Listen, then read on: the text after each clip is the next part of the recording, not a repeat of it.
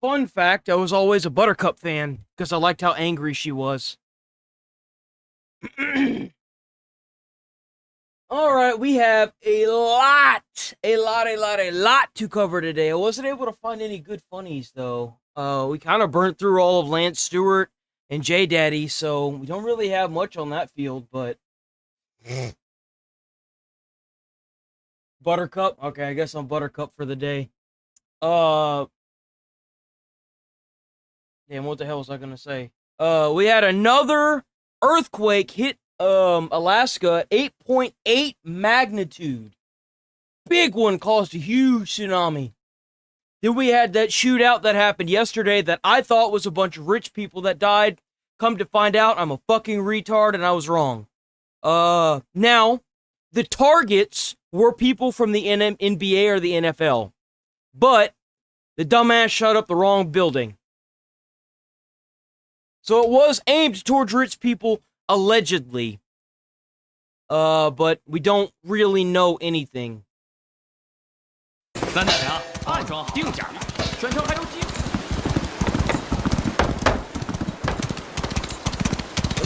days ago. I don't know if I want to watch this. I thought this was more recent. Hold on. I think IGN has a more recent one. Probably the same one. 8.8 is no joke, man. That's a big ass fucking... That's a big, earthquake. That's a big one. 8.8. That's a big earthquake. Him as an affable background.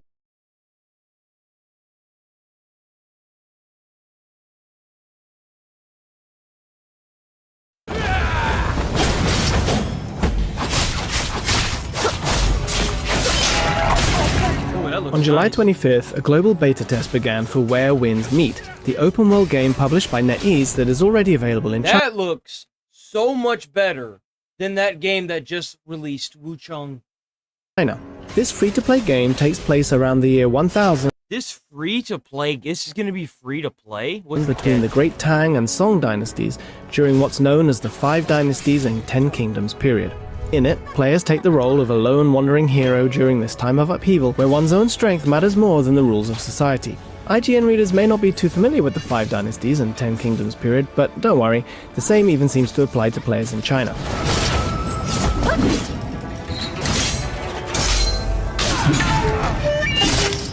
We know that the game takes some influence from Ghost of Tsushima and The Legend of Zelda Breath of the Wild, thanks to a past interview with lead designer Chris Liu. But it can be difficult to imagine exactly what the gameplay will be like. According to Liu, it is the world's first wuxia-themed open-world game. Once I got my hands on the game, I found Where Winds Meet was indeed a wuxia game through and through, with the strength of the concept bringing together a variety of elements seen in games today. Once you finish with character creation and begin playing the game, you're first met with a graceful man with flowing hair resting in a bamboo grove while holding a baby to his chest, almost like Zhao Yun from The Romance of the Three Kingdoms. Then, another handsome and long-haired man comes along to talk to him, and it seems that this man with a baby has betrayed his school. So not a lot of people know this, but I am a huge Dynasty Warriors buff. I have played every Dynasty Warriors game except for the War Tactics ones. I've played like the open world ones or the mission based ones, like Dynasty Warriors 1 through like I think 10 or 9, because they never released 10. I love Dynasty Warriors. I didn't like 9, but I loved 8. Extreme Legends was so good. I played that game and played that game and played that game. And played that game until I was blue in the fucking face. So I know a little bit about the names.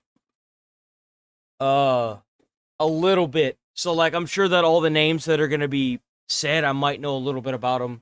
Zhou Yun used to work under, he was part of, Liu Bei's forces, if I remember right. Liu Bei was technically the green force. He was the good force. He hops on a white horse and that gallops through the bamboo while avoiding his pursuer's weapons, at times in slow motion.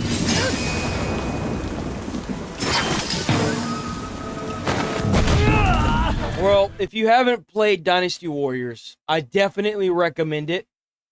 If you're not used to old school games, try to stick to Dynasty Warriors 6 through probably 9. Try to not play 9 though. 9's not the best example of a Dynasty Warriors game. All of these shots 8 is like peak. 6 is pretty good as well. Reminiscent of famous scenes from various Chinese movies of the past, making it clear from the start that this game is closely linked to the wuxia tradition. A sense of wuxia-ness oozes out of this game at every turn, even after this opening scene ends and you take control of the character you've created, whether that's through its gameplay in general, its systems and graphics, or its dialogue. A few minutes after I started walking freely through its world, I spoke to an old man on the side of the road who asked me to repel a bear who's been after honey. It seems that the protagonist is able to learn techniques from the movements of the bear, as pressing buttons at the right time, according to icons that pop up, caused him to learn Tai Chi from the beast, incredibly enough. So you could... What the fuck? All of this serves as a... What? Bro just summoned a bear thing? Tutorial for the mystic arts that make up part of your arsenal. But more importantly, this process of observing familiar objects in nature to learn abilities and grow stronger gives the player a strong sense of the game's wuxia flavor. It seems there That's really fun. That's awesome. I actually think that's really fun. Other abilities that come from nature too, like Lion's Roar and the venomous Toad Style. So I'm sure there will be many other techniques the protagonist learns from all the creatures of the game's world. Just as you might expect to be able to use magic to create fire in a game with a fantasy setting, the player in this game's wuxia world is able to master strange powers of their own. It's also interesting to note that these abilities can be used outside of combat as well. For example, nearby fish are caught up in Tai Chi when it's used by the water's surface, making for efficient fishing. One of the most notable things about this thoroughly wuxia game is its inclusion of many elements we've come to expect from combat systems and exploration in action games today. For example, pressing the correct button just before an enemy's attack lands will parry it, creating a back and forth tempo during action segments. While equivalent to the kinds of parry systems that have become a staple in recent action games, this game goes into slow motion when it's time to parry an enemy attack and displays an icon telling you what button to press, though it's possible to turn this icon off in the options. While similar to Final Fantasy XVI's story-focused mode, these icons deplete an insight points meter when they're displayed and won't show up if you run out, so you can't recklessly fend off every single enemy attack. There are currently 7 weapon types that a player can use, with plans to add more. In addition to standard swords and spears, there are also more unusual weapons like umbrellas and folding fans. Each weapon provides for its own unique gameplay, such as the umbrella's skill that temporarily stuns an enemy, that's cool. Or the fan's ability to create a zone that heals the player and their allies. Allies? Allies? Is this going to be multiplayer? Please don't tell me this is going to be multiplayer slop. Players can equip both a main weapon and a sub-weapon, each enabling a variety of martial techniques. What techniques are available to you will also change based on the school you study under, with a total of 11 available schools. The game's combat style changes quite a bit depending on the combination of mystic and martial skills you use, allowing for a wide degree of customization. Whoa. Between all of the different attacks, the balance between offense and defense, not dying. That health bar is crazy. Enabled by parries, and the overall voracious approach to combat elements, it felt like the game had taken a menu of popular modern features and ordered one of everything. Ooh. The bow and arrow is treated differently whether it's being used as a main or a sub-weapon, capable of attacking enemies from afar while also solving puzzles by burning through vines to open up pathways. The way it's positioned shows the influence of another game that was previously mentioned, The Legend of Zelda: Breath of the Wild. Man, Dynasty Warriors has had bows and arrows in it forever. Come on. The game's core of open-world exploration and progression has also been extravagantly created. During the preview, I was able to visit Kaifeng, one of China's 8 ancient capitals located in Hainan province that flourished at the time as one of the world's largest cities. Despite the war-ravaged world, the city in the game was open and lively. Oh, that looks awesome. That's beautiful. With its residents chatting away like it was Cyberpunk 2077 after just a short walk through its streets. It sounds like upwards of 1,000 NPCs have reputation levels, allowing you to befriend them on an individual basis. Yep. It's not hard to imagine how people live in the game. Sounds like a Dynasty Warriors game. Yo, those games are massive. Detailed streets of Kaifeng, apparently recreated by referring to historical remains that still exist today. Walk down the big street that cuts through it all, and eventually you'll find a large arching bridge. beautiful palace with towering defenses awaits you on the other side, making it clear just how prosperous this Chinese capital was at the time. From there, the player will be able to dig into the secrets around their own birth as a wandering hero. After only about 3 hours of gameplay, I could tell that Where Winds Meet is packed full of elements that players have experienced before in open world games. But what shocked me most of all is that while you could call this a mishmash of features, the key concept of wuxia, along with the way those elements are presented, work to bring all of them together in a natural way. It's kind of impressive to see these foreign games making a comeback like this, dude. It really is. Perhaps you could say that what best defines Where Winds Meet is this coexistence. Because, like, they already had the artistry for it. It's just so badass to actually see. Of the past decade of what has made open world and action games fun. Oh, it was this game. Okay. I remember this trailer. Chinese creators' love for the the genre danced in the center. wuxia. Where Winds Meet will be released in the West in 2025 on PlayStation 5 and PC. For all your other cool game stuff, oh yeah, you remember this trailer now? Yo, ready in the right place. Yep, you guessed it, mate. IGN. I'm very impressed. That is not what I expected from that game.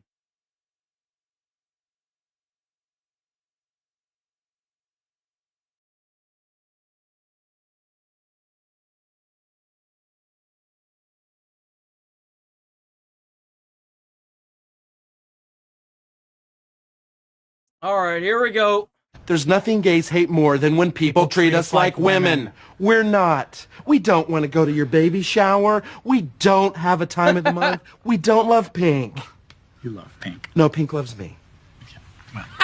Elon Musk, he hates wasting time. If you're engaged in a conversation with him... You're going to think this is crazy, but I tend to do this too myself. I'm not saying I'm like Elon Musk. I do this a lot, and sometimes I don't think about it. Because I do this to my fiance all the fucking time, and I feel like a dick afterwards, and she's like, I'm used to it, but I'm like, I kind of feel like shit. And he thinks it's useless information, he'll just walk away. I've seen him do that. People feel nervous. It's like I'm so entranced in my own thoughts 95% of the time, I don't know what's actually going on around me. Like, because, like, if I'm here, unfortunately, like, in the apartment, I'm like, work. How's this doing? How's that doing? How's this doing? How's this doing? How's this doing? How's this doing? So, like, I'm almost entranced in what I'm doing. Meeting him maybe and they want to make small talk. That's not what he wants. What do you know that's useful information? Been working pretty hard. So, in Death Stranding 1, you could freeze to death. In the second one, you can't even freeze to death. So not only can you not make void outs, but you can't freeze to death either. Just like the guy whose feet are too big for his bed.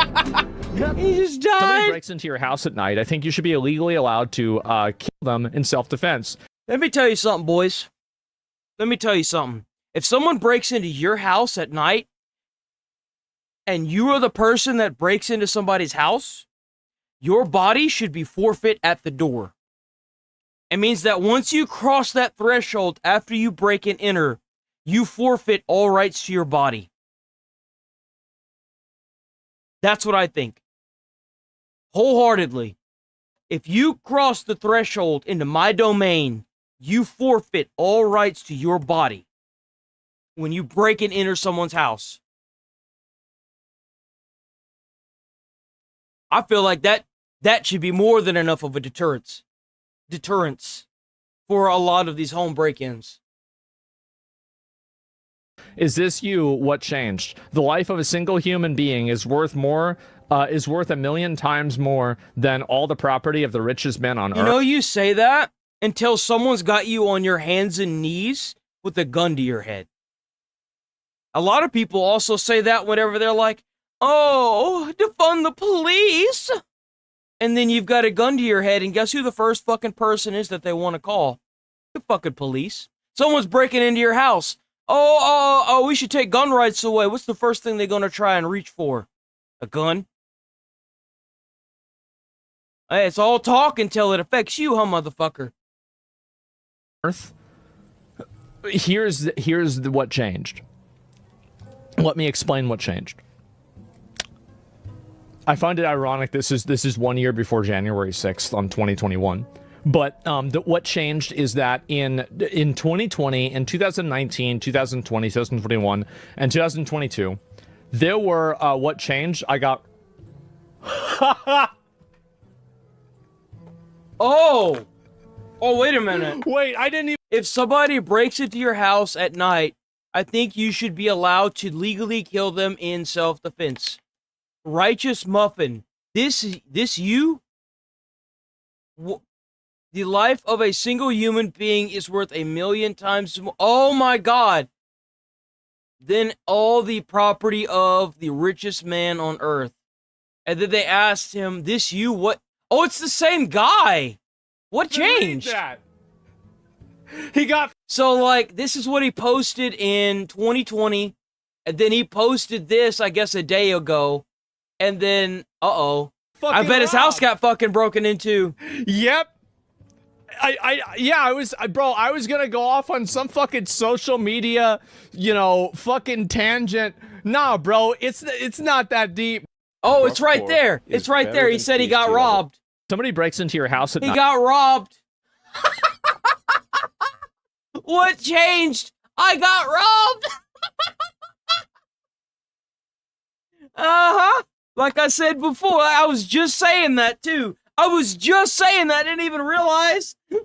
I think you should be illegally allowed to. Oh my fucking God, bro got robbed. Is this you? What changed? The life of a single human being is worth more. Is worth 1,000,000 times. That's funny. Grok 4 is better than PhD level in every subject, no exceptions. Now, this doesn't mean that times it may lack common sense, and it has not yet invented new technologies or discovered new physics. Grok 4 is it's supposed to be the new AI that Elon made. To give you an idea, this thing is so smart that it's supposed to be discovering new technologies before the year 2026. So within the next few months. Not but yet. That is just a matter of time. I mean, at least with respect to... It's even said that it's possible that it's going to learn new physics to help out with space travel. Academic. That's the thing for me. I will believe, I think that it will happen. Like, I'm not a disbeliever in this, but I will believe that, AI is somehow, actually transcendent when it discovers something that humans haven't already in a big way. Right? Right? Like, I'm waiting for that moment to happen. And as soon as that happens, the singularity could be soon. I think so. Showed my aunt a clip of Asmon last week, and she says, "Oh, he's adorable. Part of the I like Roach him." Army. And today I hit her in her room laughing, saying, "Patty cake with Putin. You got yourself a new fan, brother. We love you." Yeah, your 54-year-old aunt is watching the show on now. Kick. That's perfect. Yes, and bro, she's watching on Kick. She's not even on Twitch, bro. She's locked in. Let's go. Female viewer base is skyrocketing. Yeah, actually, you might believe this. Come on, it's gonna be so fun. So this has what you said written all over it from yesterday. Come on, it's gonna be so fun. I'm so dang nervous. Finally got you all alone. I want you to attack me. Do whatever you want, okay? Anything. Attack? Yes. Okay, here, I'll make it easy. Just jump me, okay? Like right now? Yes, right now, silly. Come on. Okay, I think I've got this. Yeah, nailed it. Okay, I don't think you get it. I want it to hurt for like 2-3 days, okay? Like, I can't talk. All right, okay. Yep. Look, it's real easy, okay? You just take your hand and... See how I prefer the dragging motion, okay? And then you just... And see, you got like doors and... Where are you going? You can clearly tell that John doesn't have PTSD. He has... I prefer the dragging motion, okay? And then you just... And see, you got... Yeah, hi, bitch. I was just going to say Happy Mother's Day. This'll fix it, right? Yeah? Cool, okay. Don't bring it up again, okay? Wake up. You just thought you could fuck my dad and make today all about you, huh? Nobody fuck my dad but me, okay? Wait. Rah-rah.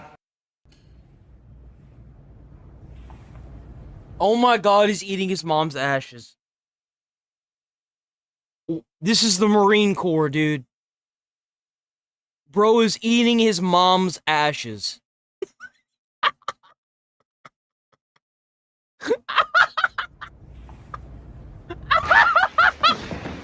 Oh no, the Coast Guard! Happy Mother's Day again, Mom. Thanks for bringing me the chocolate cheese. I needed this. So, I know it's Mother's Day. I got you a little something, and, it's the puppy.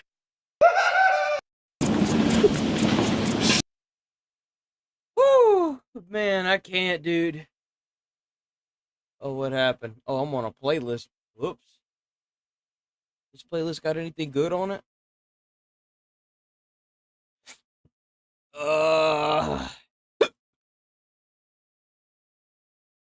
Nope. Yeah, hi, bitch. I was just calling to say Happy Mother's Day. This'll fix. Come on, it's gonna be so fun. I'm so dang nervous. Finally got you all alone. I want you to attack me. Do whatever you want, okay? Anything. Attack? Yes. What the fuck is Okay, going I'll on, make dude? it easy. Just jump me, okay? Like right now. Oh, fuck. You can clearly tell that John What doesn't the have fuck PTSD. is going on, He has dude? fond memories from his. You can clearly tell that John doesn't have PTSD. He has fond memories from his time in Iraq. I brought something I have never shown before. What do you got? And I believe it's evil. What's that? Hey, can you Google Saddam Hussein Mauser? This is his hat? It's Oh my god, he's got his hat, dude. What the fuck? the one where he shoots the Mauser in the air at the parade grounds, and he had some clothes. I grabbed a sweater. I wear this sweater on Christmas Eve. Now that I lost weight, I think I'm actually Saddam's size. Whoa. I used to carry that as a taxi driver, and when I get out of the taxi, people would see that gun and just walk away. Wow. That's what the Republican Guard rock, those silver guns. Here's another thing I got you, punchers. So this doesn't even go through a metal detector. That's right, cleans up easy. No DNA, you can clean it in diesel fuel, it'll wash all the DNA off. Diesel fuel. Yeah, you wash it anything. Is that the move? Alcohol, yeah. Diesel fuel's the move? You got soft hands, brother. You got soft hands. You ain't never worked a day in your goddamn life. 85 hours a motherfucking day. I'm on my goddamn motherfucking on my job. Right? Everyone's waiting for him. Where the hell is Radon? And the whole party gets... Oh, God. So if you don't know, there is an anime, a horse game now, where all you do is you train the girls, and then you have to put them on a track, and then they run, but you can't control anything. And it trended there for a little bit, dude. It's so funny. It's so funny. Yep. Oh my god. In Japan, this is what a private security company can use on a rampaging criminal. Jesus. As a spring-loaded band wraps around their limbs, they quickly go from wild Yo, low-key, we need that here. and unpredictable to easily controlled. A surprising survivor of the Edo period, particularly useful for schools or hospitals. Yo, just imagine, hold on, wait a minute. Just imagine if you put tasers on that. Just imagine if you put tasers on that. You know, you got like, you can tase the shit out of them once it bans around them. In Japan, this is what a private security company can use on. This guy made a huge mistake when he jumped onto the cycling track, because just as two athletes were giving their best Bro, to that take... pisses me off. You see these people that have been working hard to do all this, and you got this fucking retard on the track? Man, get this bitch out of here. Place, he jumped over the fence and started running in the middle of the track. He's gonna but get when tackled, the security dude. That caught guy's him, he did mad. something to him that he'll That's a never big forget old for the rest dude. of his life. Oh, boom! Look at you now, bitch. Do you think he deserved Get this? out of here. Lawyer's reaction. I just answered the noise complaint. Can you please step outside? The police! You can't do that, dude. You can't do that.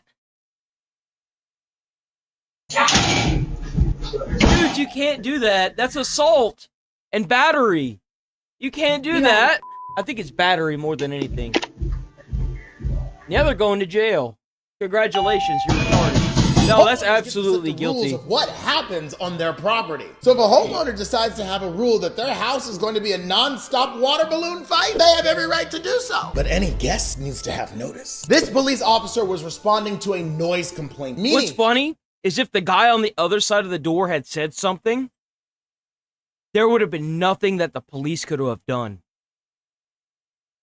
That there is an implied license to go up to someone's doorbell, ring it, and tell them to keep it down in order to enforce the law. At no time did you have any awareness that by going to this property. You see, the problem with that is that usually noise ordinance are within the hours of, they're usually kind of late. They're usually between 10 to like, I think 7 or 6 a.m. 10 p.m. to like 6 a.m. That's usually when noise is. During the middle of the day, you could blare your music however loud you want. See, especially if you live in a house. She could potentially be doused with water, and consequently she didn't consent, which would absolutely make this homeowner guilty of battery. Now, if you think you have a case, be sure to visit IthinkIHaveACase.com. I heard about people that some girl I can't do it on stream. Went to South Korea and she was like, she thought she was gonna meet her perfect like K-pop husbando, and it was just a bunch of fat bald Korean men, and she was like really mad. It was obviously a white girl. Went to Korea and she was like, okay, I'm gonna meet my Korean boyfriend here, and you know she's crashing. Low key, your little thing looks just like PewDiePie's. Your profile picture looks just like PewDiePie.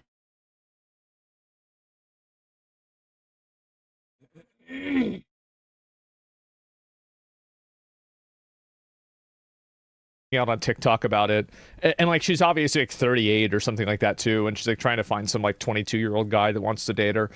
You know, it's just, I mean, what do you expect, There's a right? girl group named Manifest that just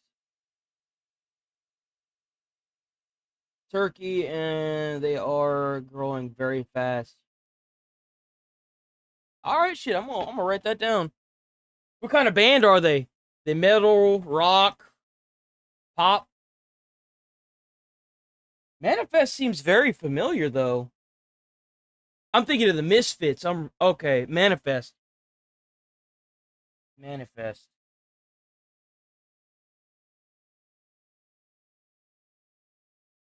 I see that. Holy crap, they're growing quick. Jesus. Well, what song would you recommend? Right. But like that's it. And I remember that video. Yeah, exactly. We at Ubisoft believe that microtransactions are boys, I got an announcement to make. Announcement time. I would like to inform you that as of last week, Xbox has rolled back their follow-up to Nintendo's prices. They are rolling back the $80 price tag back to its original $70 price. Xbox Gaming. Let's fucking go, Xbox. So the only retards that are charging $80 for a game is Nintendo. are necessary for gaming, and that it makes the player experience more fun. What? Microtransactions are the worst. How can you say that? And of course, Ubisoft trying to pass off their fucking microtransactions to single player. Yeah, well, they're fun. Well, we've made lots of money from microtransactions on Rainbow Six Siege, and okay, but Siege is in its worst state in years. Cheaters and hackers are rampant, and Siege X was a total failure. Yeah. Even Jinxie, the Rainbow Six Siege streamer, would rather stream Clash Royale. Bro, Jinxie's been grinding on that Clash Royale, dude. Mobile game than play Rainbow Six Siege. And He was don't playing even it get me last night. started on Star Wars Outlaws. Well, Outlaws Star was Wars a joke. Outlaws failed because it was a Star Wars game. Are you just... Dude, I can't stand that mentality. I can't stand that mentality. I can't stand it. I can't stand it. I can't stand it. It pisses me off so much. It's not because it was a Star Wars game. There are so many of my friends that are huge fans of Star Wars that say that the new trilogies suck. They say that every game that's come out has sucked. Maybe it's because you guys don't know how to make the stories worth a shit anymore. Even the sword fights, the lightsaber fights that were in the original 2 movies were way better than the new shit they have now. Rage baiting now? There have been. And I don't even watch Star Wars, and I know this. Weren't developed by Ubisoft. I'm honestly blown away that you guys are still in business. I don't think I've ever seen a gaming company take so many L's and still be standing. Well, they're really not. They're really not standing. I think they sold to Tencent. That's fucked. Oh, that's mean. Bro's out, too. Oh, he's gonna have to go through the wall to get out of there.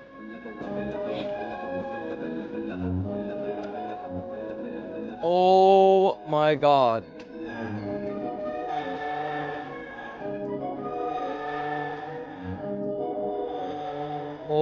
Oh my god, he's actually motoring it as well. This is what a $1.3 million lawsuit looks like. This officer arrested this man after lying on camera about him swinging a golf club at her. Put that down, please. Aren't you holding a golf club? What about my golf club? Can you please set it down? Bro was probably trying to walk to go golfing. What's wrong with that? What's going on? Put it down! He probably just bought it at a pawn shop, honestly. I'm not gonna take it from you, but it's a weapon. So set it down. I had this golf club for 20 years. Set it down, please. I'm not gonna ask you again. Who you call somebody? You're being audio and videotaped. No, you call somebody. I ain't You gonna... can't just pull over on the side of the road and ask somebody to drop a golf club. That's not how the world works. What? Wait, what? Like, you can't just roll up on somebody and ask them to drop a golf club. They're not doing anything. You know what? You just swung that golf club at me. I did not. Yes, you did. Right back there. What? It was on audio and videotape. Put it down. Neither the dashcam video nor any surrounding CCTV footage could back her claim. If you do not set your golf club down, you will be subject to arrest for obstruction. You are not free to leave. Set your golf club down. Damn, even he's like, what the heck? Put your hands on the car. It's about you swinging the golf club at me at 11 and 5. Bro. Yo. This looks like a lot of fun. It seems really stupid, but it sure does look fun. Oh! Oh!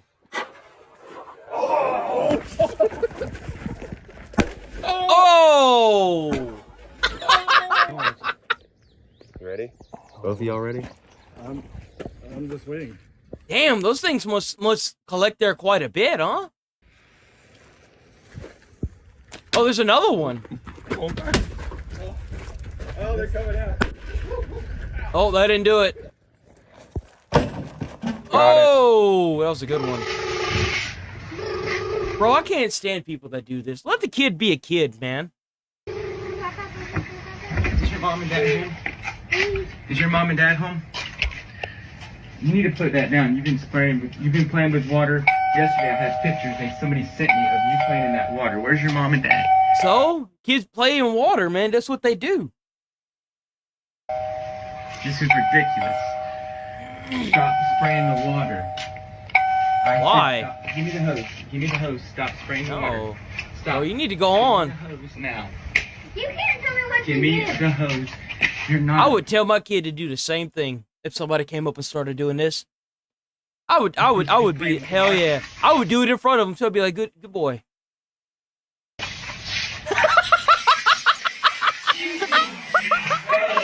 Bro's getting a hose down.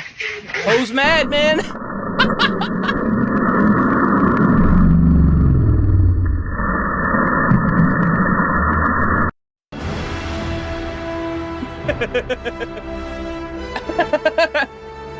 Raindrops are falling. Where we at? Oh, we at it. That's it. We're not gonna do the Bigfoot one today. We got a bunch of other stuff we got to look through. I need to refresh this page. Last night. There we go. This is proof that you So this guy... Never judge a book by its cover. Because when this man was recording himself at a bus station... This guy fucked around and found out the hard way. A random stranger aggressively walked up to him and literally slapped his phone out of his hand. But little did he know that this man was a professional taekwondo fighter and was about to teach him a lesson.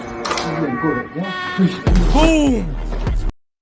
Bro got laid the fuck out for being a dumbass.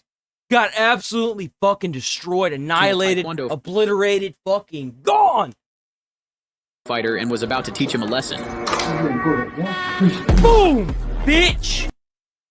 That's what you get for causing fucking problems. Whenever you're sitting down minding your own fucking business and you get a little dweeb that walks up and decides to cause fucking problems and you get your ass fucking handed to you, you got what you fucking deserve. Loser! Bro, so I've been seeing this going around quite a bit. So first off, this dude looks like Norman Reedus. And secondly, a lot of bars have been doing this just to mess with people, and it's so funny. So the thing is that if you can land a bottle flip, you get a free pint, right? You get a free drink. And land it, you can have it for free. With £3.40.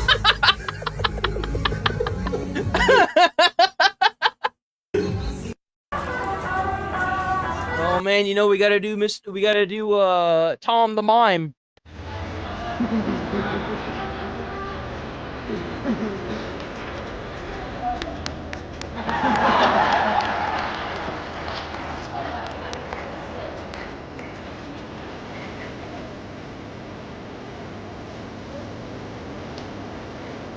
Yeah.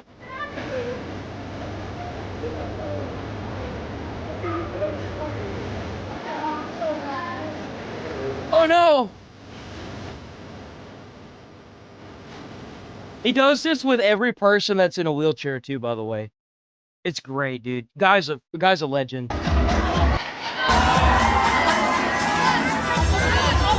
that's right.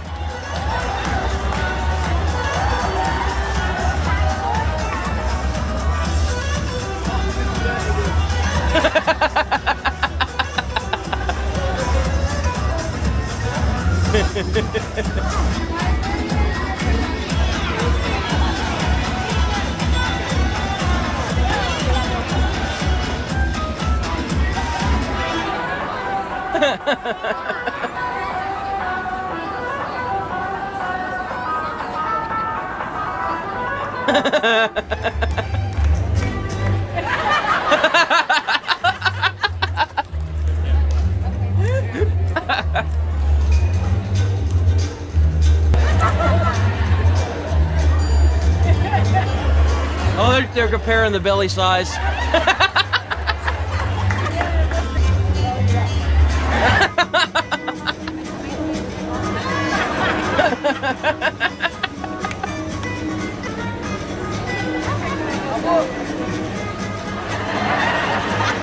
Yo, I got one of these things. It's not in here. I got one of these neck fans, dude. Those things are low-key best investment ever. It lasts so long too. I got a red one just like that. Ugh, I hate cats. She's about to get absolutely annihilated by this child. This will be the only thing that I'll miss whenever ID verification hits the US. Oh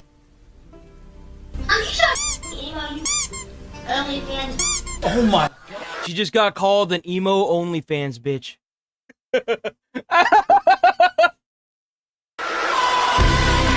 Jesus Christ! Oh my god! And you know what I think is funny? I bet she's probably right.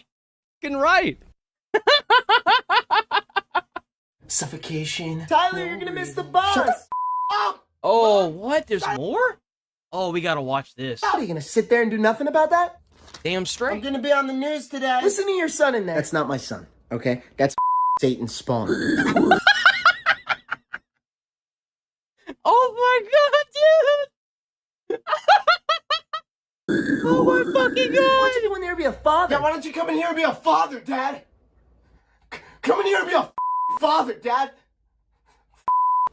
What do you expect me to do with that? I don't know, maybe just let him express his emotions to you?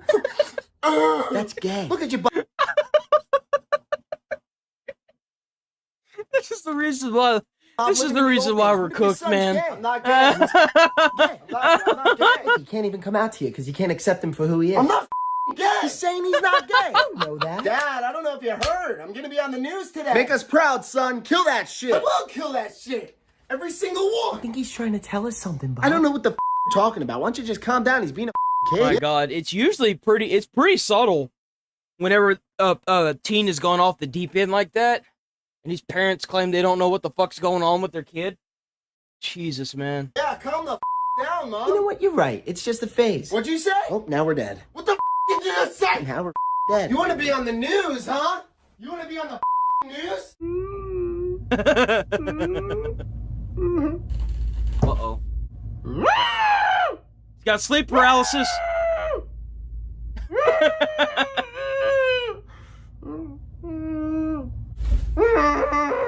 That's gotta be scary, dude. Not being able to do anything, but you know it's there.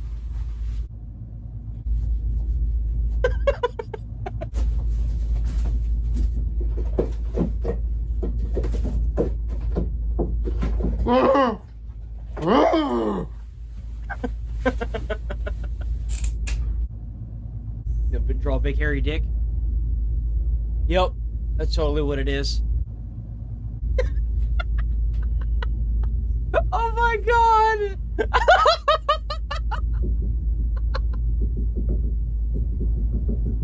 Oh, bro's absolutely cooked.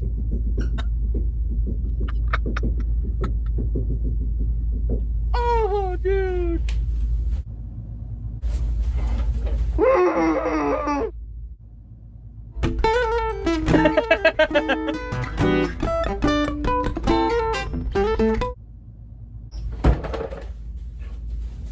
You take a fat shit.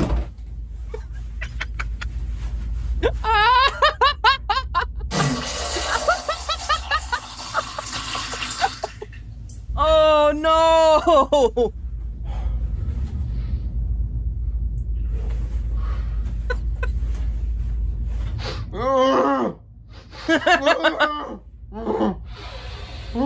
Hey, buddy, knock, knock. What are you playing? I'm playing GTA. I'm getting ready for the new one. Oh, that sounds check fun. this out. Oh no!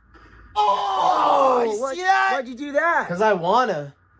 Okay. Look how big the Again, I think your character wants to live. No, what? he doesn't. He wants to die. You don't know his pain. Does that say you're level 1? Why does it say you're level 1? That's all you've been doing? Tyler, you've had the game for 10 years. Tyler, what is that, a school? Time for practice!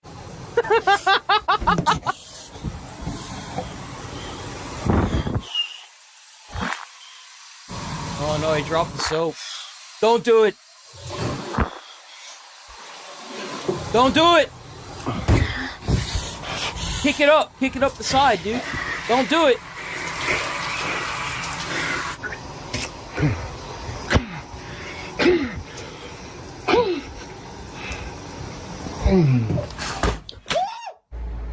Hi, my name is Bobby Barbwire. I've been incarcerated for about 11 years. I just got released 2 months ago. So how'd you get in? How'd I get in there? I killed my brother and I killed my wife. You know, my wife was cheating on me with my brother, so I put about 2 rounds of a SIG P320 into her. I dumped the rest of the mag into my brother. Do you regret doing it? I do, but probably not for the reason you're thinking. I do regret it now because I am gay. I mean, I tried to think about it. Like, if I knew I was gay 11 years ago, they'd be together right now living a beautiful life. And, you know, I kind of took that away from them. It didn't even take 11 years to get into it. You know, it took about, like, 2 months to get, like, kind of comfortable with it. Comfortable you know? with what? Oh, get in the ass. So how long in prison did it take for someone to come up to you and do such a thing? Dude, my cheeks were peeled open on day 1, dude. Really? Yeah, man. I'll never forget my first, man. Tyrone. Big, beautiful black man, dude. I was in medical for about 2 months. So when was the next time it happened? All right, let me think. 2 months in medical. Oh my God. I couldn't shit for about 2 weeks. I remember after the 2 weeks, the nurse kind of, you know, didn't really give a shit about me. She was leaving here and there. So the guard, there was a little dirty, corrupt guard. He'd let inmates in like it was a concession stand or a line for a roller coaster, and they would use me like a fleshlight. Oh my and basically, God. it actually reminds me, after the 2 months in medical, when I became regularly used, I became known. And they would be like, "Where's Pocket?" yeah. Yeah, man, I loved it ever since. It's bittersweet, you know. I think of it as 11 years of service. And I hope every inmate enjoyed me as much as I enjoyed them. Yo, you drink way too much diet soda. You're Jesus. such a piece of shit. One meal. I can't even eat one meal with you without hearing that I'm gonna die in 5 years. What if I want to die, dude? What if I actually want to die, man? It's none of your concern. If I want to drink diet soda till I'm blue in the face, I'm gonna do that. And you're gonna put on my tombstone, death by diet soda. I was just saying you drink a lot of diet soda, man. You suck a lot of dude. You're gonna die of cancer by the mouth. I'll be dancing on your grave, pouring out one for the boys. I'll pour diet soda out for the boys. Diet soda kills. You know what also kills? These hollow tips. Dude, when one of them goes through your skull, guess what? You die. Dude, you die. Buddy, what did you do to the door? I wanted to end myself. Okay. I was so close this time. I've never been that close. I've never been that close to ending it all. Hey, buddy, it's time to go to bed, all right? We got school tomorrow. I'll jump out of the car when you drive me there at 80 miles per hour on the highway, do brain matter all over the tar. I'm not trying to fight about this tonight. Dad, if you ever fought me, I would end you, dude. I would end your life, bro. Don't ever say that shit to me again. Just letting you know, I had this phase, too, when I was 10 years old. Say it's a phase one more time and I will blow this house up, dude. I will blow it up. I got C4 everywhere, dude. It's everywhere. It's all around. You want to die today? You want to dance with the devil, motherfucker? I am the devil, dude. Let's go through his emo face. The fiery gates of hell. This is my villain arc, motherfucker. Better not be show and tell, because I'm going to show my AR-15. Your mom is not going to be happy about this. When I tell your mom about this... She gave birth to a demon, motherfucker. I'm on demon mode. I'm on demon mode. Yo, that's got to be Air Force right there. Let's be honest here. That's Air Force. That's Air Force. No way, it's not. I'm on motherfucking demon mode. It's time to go to school, buddy. We gotta wake up. Backpack is in the back of the PB with a box juice and a bookie. Huh? Got an off-drop this year for care day. Shit, bitch. What? Let's see that, son. Your teacher, Mr. Dixon. Come on, we gotta go meet him. Guys! Oh my God. Guys, I can't see anything, guys. Belly, go left. Okay, I'm moving. I'm going. Keep going. I think he's over the hill somewhere. Where? Oh, calm down. Where is he? You're gonna do everything I say in this game right now. You're gonna go left. Left. Turn on him, LTRT, go! What happened? What the? Well, I guess this is it. It's been a great 4 years. It has. Have a good life, Mr. Peters. Hey, Jesse? Yeah? Pull your pants down and let me suck that. Dude, what the fuck? Bro, would I land that? What? I'm gonna do it, bro! I'm just playing, man. I'm just kidding. I would never do that. Motherfucker. Yeah. Oh, man, what a great channel. We're gonna add this one to the save to playlist. Boom. All right. We'll watch that one tomorrow. Wait, what just happened? No, did I close the playlist? God damn it, dude. God damn it, man. Oh, wait, go to YouTube. Woo, that could have been bad. Wait a minute, what? Oh, shit. What happened to Pirate?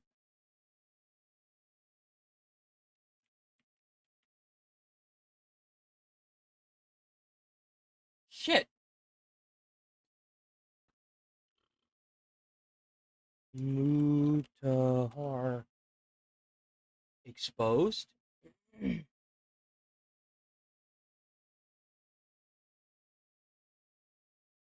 Massive day for the unemployed.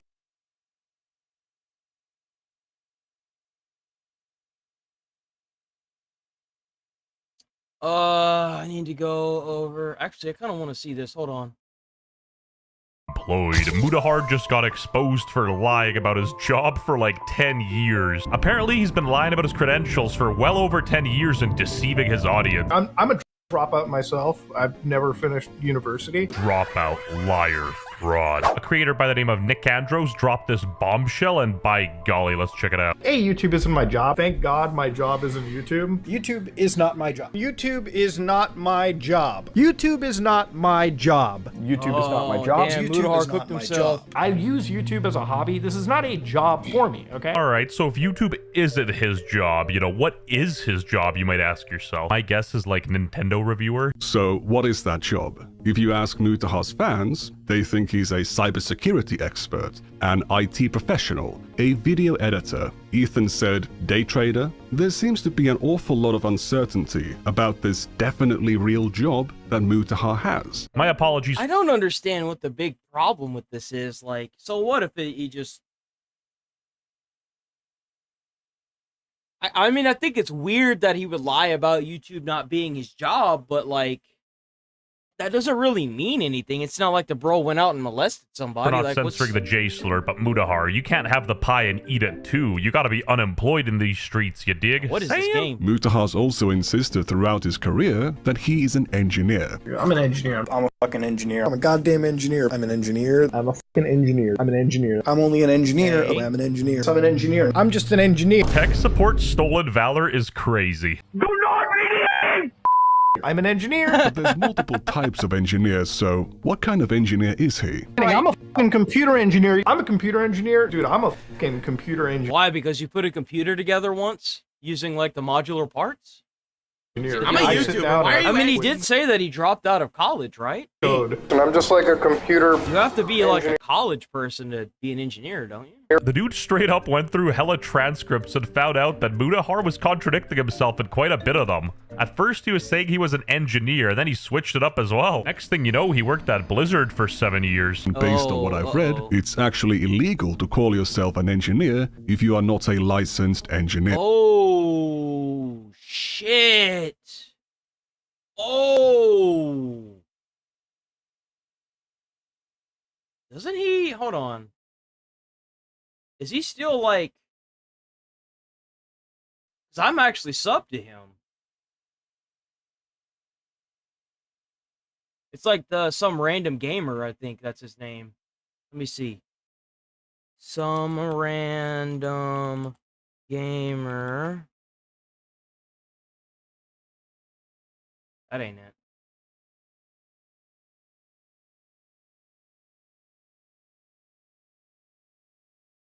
Let's see. Some ordinary gamer. Here we go.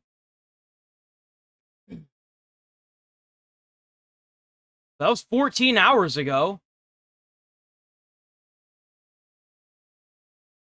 What?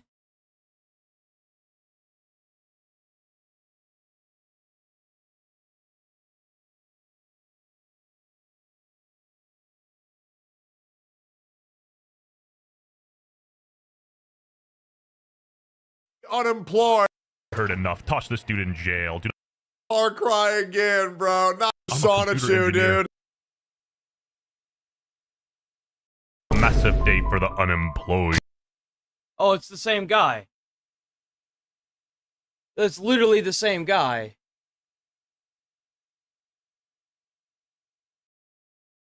Unemployed. Mudahar's career.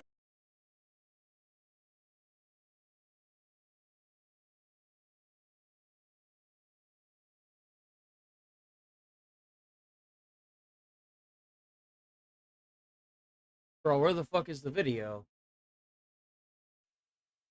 Oh, I hate that.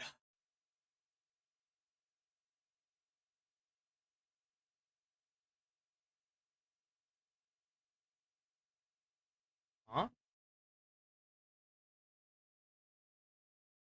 So, They have total autonomy to deny service to anybody. Oh, I already watched that. I'm getting off track here. Hold on. Damn, now I'm gonna have to fucking edit the shit out of this video, dude. Ugh, I'm making it. Oh, not that one. Mudahar's career is over. Oh, the Mudahar just got On. exposed.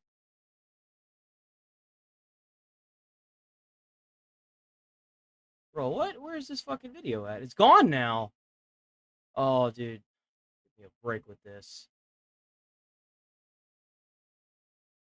unemployed. Mutahar just got exposed. Welcome, I'm Nicantros. Oh, if you've been following some ordinary gamers or Mutahar's behavior the past year or so, you might have noticed that something is up. Oh, this he is quits different. Twitter suddenly, causing people to panic, and Oh. then rejoins Oh shit, okay, so he quit Twitter. Twitter quietly months later. He says he won't buy a Nintendo Switch 2, and then instantly buys one when it comes out. There was even that time he disavowed his longtime friend. Boys, I'd like to admit I don't have the Nintendo Switch 2, and I won't be buying one. The last thing I'm gonna do is waste $700 on a fucking copy and paste console with $80 platformers and $80 worth of copy and paste material. Kiss my ass, Nintendo. Staku, but then he took the video down and apologized. Apparently he overreacted to a video criticizing him for watching lowly hentai with Naxtaku, and not for anything else. Wait, you showed more in those videos?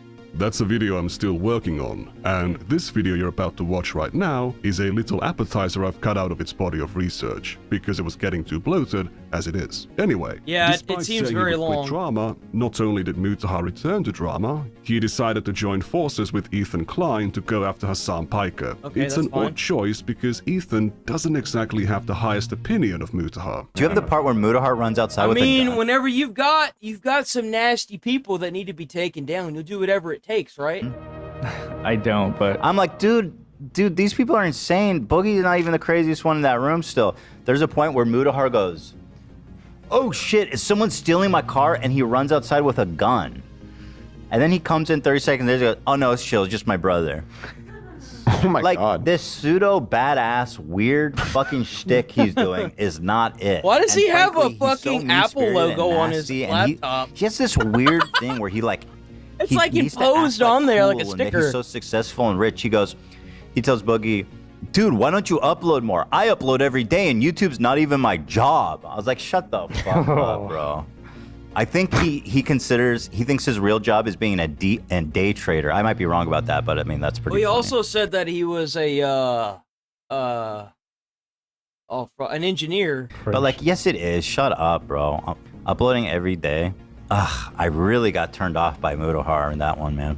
Really did. So Mutahar is a poser, and he lies about having a job outside of YouTube. Those are pretty heavy accusations. But who has the time to watch through over a decade of videos and streams to check if he's telling a consistent story? Let me I guess, you certainly did? don't, but I know a much faster way of achieving the same end result with only a few hours of effort. I can just search all of his video transcripts at once for certain keywords and timeline the claims he's made. I play Damn. video games and scratch my balls most days when I'm not working. I wake up, I scratch my balls, I do my job, and then I fucking play some video games. I wake up, scratch my balls, play See, some... the only problem that I see with like I don't really give a shit if you lied about not having, that YouTube wasn't his actual job. Okay, I don't really care about that.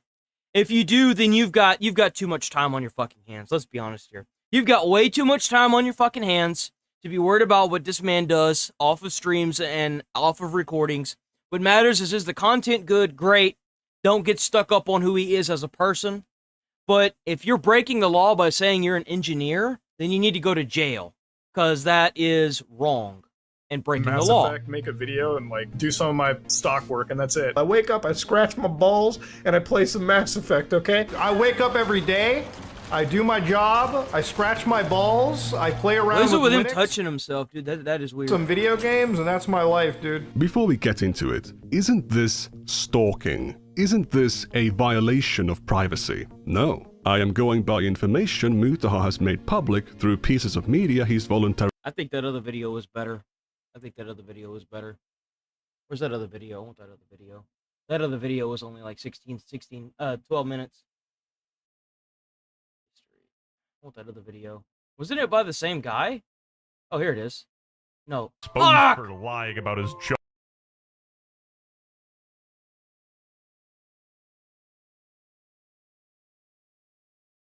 This one. Exposed for lying about his job for like 10 years. Apparently, he's been lying about his credentials for well over 10 years and deceiving his audience. I'm a dropout myself. I've never finished university. Dropout, liar, fraud. A creator by the name of Nick Andros dropped this bombshell, and by golly, let's check it out. Hey, YouTube isn't my job. Thank God my job isn't YouTube. YouTube is not my job. YouTube is not my job. YouTube is not. So I guess we'll just stick to the Nick Andrews one because it's going to keep getting referenced. I don't want to. It's 30 fucking minutes long.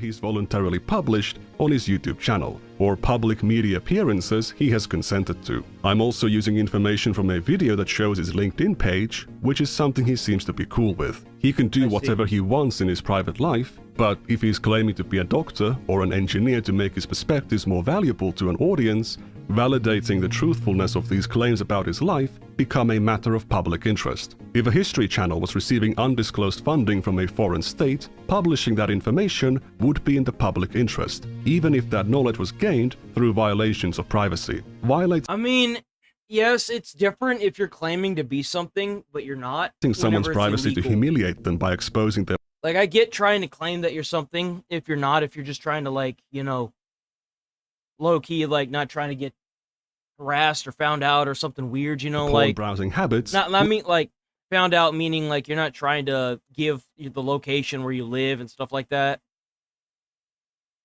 It's not weird. be in the public It's interest. weird for him to but do it. I haven't gone there, and I don't need to. I also completely disavow and denounce any kind of harassment or actual stalking behavior. Based on my findings, Mutahar has consistently claimed that YouTube isn't his job. Hey, YouTube isn't my job. Thank Well, God who my gives a job shit if isn't it YouTube. is? YouTube is not my job. YouTube is not my job. YouTube is not my job. YouTube is not my job. YouTube is not cares? my job. I use YouTube as a hobby. This is not a job for me, okay? He works a regular 9 to 5. Like, I work a regular job every day. I go to my office, I work, I come home, I cut together the video that I recorded the night, you know, or 2 nights or whatever before, and I post that on the internet. It is a therapeutic, fun thing for me. So, what is that job? If you ask Mutahar's fans, they think he's a cybersecurity expert, an IT professional, a video editor. Ethan said, day trader. There seems to be an awful lot of uncertainty about this definitely real job that Mutahar has. Mutahar's also insisted throughout his career that he is an engineer. I'm an engineer. I'm a fucking engineer. I'm a goddamn engineer. I'm an engineer. I'm a fucking engineer. I'm an engineer. I'm only an engineer. Okay, I'm an engineer. So I'm an engineer. I'm just an engineer. I'm an engineer. I'm just a fucking engineer. I'm a goddamn engineer. I'm a fucking engineer. I'm an engineer. I'm an engineer. As an engineer, being an engineer, I don't have to tell you as an engineer. I'm just a dumb engineer as an engineer. My engineer has, but as an engineer, so I'm just a fucking dumb fucking engineer. Like I can tell her, like I'm an engineer. But I'm an engineer. Computer engineer. No, I'm a computer engineer. Okay. Based on what I've read, it's actually illegal to call yourself an engineer if you are not a licensed engineer. It's because you have to have a license. The Ontario engineering regulatory body, Professional Engineers Ontario, claims to take offense to even titles like software engineer being used instead of software developer, but they do make an exception for terms like train engineer, broadcast engineer, or sound engineer, which are not professional engineers in the same way that a computer engineer or a civil engineer would be. Calling yourself a computer engineer to a public audience is like saying that you're a civil engineer or a mechanical engineer. You might as well call yourself a doctor or a therapist. For Mutahar to be a licensed computer engineer, for him to be able to legally call himself a computer engineer, or an engineer in general, he would need a 4-year degree, 4 years of training, and to pass the National YouTube engineer Practice exam. If he had just a degree, then he could only call himself a computer engineer graduate. This is where things become a little bit But he said difficult. that he dropped out of college, so that's not possible. Because Mutahar is apparently not just a computer engineer. I'm a video engineer now. I think I know how this shit fucking works. Speaking out of an engineer, like This kind of sounds like satire to me. I wouldn't speak about Elon being an idiot. But as an engineer, yeah, I'm gonna call him a fucking idiot because he does do idiotic statements. This is why, as a cybersecurity engineer, a computer engineer is very much a real thing. But a video engineer or a broadcast engineer isn't a real professional engineer. While computer science graduates often work in software development, sometimes agree with me. Are we going anywhere with this engineer talk? If you're going to learn to be valuable. Being a former engineer, like I virtualize. Yeah. You know, I never really thought of myself as an individual who had emotions and everything. That dream. You all inspire me to fuck. I just pretty much video editor. Do I like my job? I 11 or something. I'm an engineer who knows computers. Dude, that whole segment was engineer. When it comes to computers, do you talk working and shit like those? Bro. Between 2013 and 2015, he's studying his videography diploma. From 2015 to 2020, he's a video editor, and from 2021 onwards, he's a day trader, investor, and eventually the CEO of his own company that does asset management and property development. He's also calling himself an engineer the whole time. We already know he's not an actual engineer, but is he actually a business owner? Because there's some weird inconsistencies. I didn't think you could own a business as a day trader. I thought day trading. Boss, and I don't know, like this is gonna sound like kind of cold, but I don't. Daily uploads. Like I'm not gonna sit here and bullshit with it. It sounds like that's just some shit that people say, dude. Like it's just like fun satire stuff that you say whenever you're just trying to have some fun, you know? It's like, oh well, I'm the best gamer in the world. Like I don't really see. CEO 9 to 5 is a pretty busy schedule, as Ethan said. Million, we'll say that. And you're still doing multiple 9 to 5s where you're running different businesses. You were talking about Q4 I'm the CEO of our own busy. company. Like I'm the CEO of like our own group. We do a lot of like property and like asset investment around where we live. We're getting into construction and everything too. So it's like for us, like my job is a 9 to 5 every day. You upload how many videos a week? A day. Like I upload it every day. Jesus, this is why should thing to do. So like you could just take vacation time and make a bunch of videos. Like that's not even that hard to do. I'd imagine a lot of those are writing off like you would be surprised how easy it is to make videos. I'm sorry, I don't really. How can you be the CEO of a company, a serious businessman who knows his shit, but you don't understand basic accounting? You want to talk about social battery, like 7 is when I get up. I got to be in meetings every fucking day. My work day doesn't end until like 4 p.m. That's when I get like a chance to... Seemed pretty happy to take a day. When it comes to topics I enjoy. Isn't his job are from videos where he rants about how unstable YouTube is as a job because of their never-ending policy changes. These things supposedly don't impact him. He does YouTube to the workaholic with an excessively tight schedule he can never pull back. If Mutahar's stories about himself are... I mean... I upload every day and YouTube's not even my job. I was like, shut the fuck up. Oh my god, you guys are legends, honestly. The Shoujo's cybersecurity expert knew this was bullshit. The cybersecurity engineer did not. Mutahar doesn't do drama content anymore because it's all needless negativity, and YouTube isn't his job. However, he still weighed in on the pirate software drama after videos about it began going. What I want to do one day is, let's be honest here. Penguins did the same thing. He did the exact same thing whenever the whole drama with Mr. Beast came out. I mean,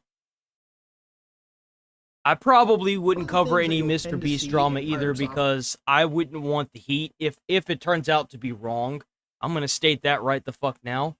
Bro has enough money to sue anybody he wants into the ground, and I don't want to touch that. Code is fuck that.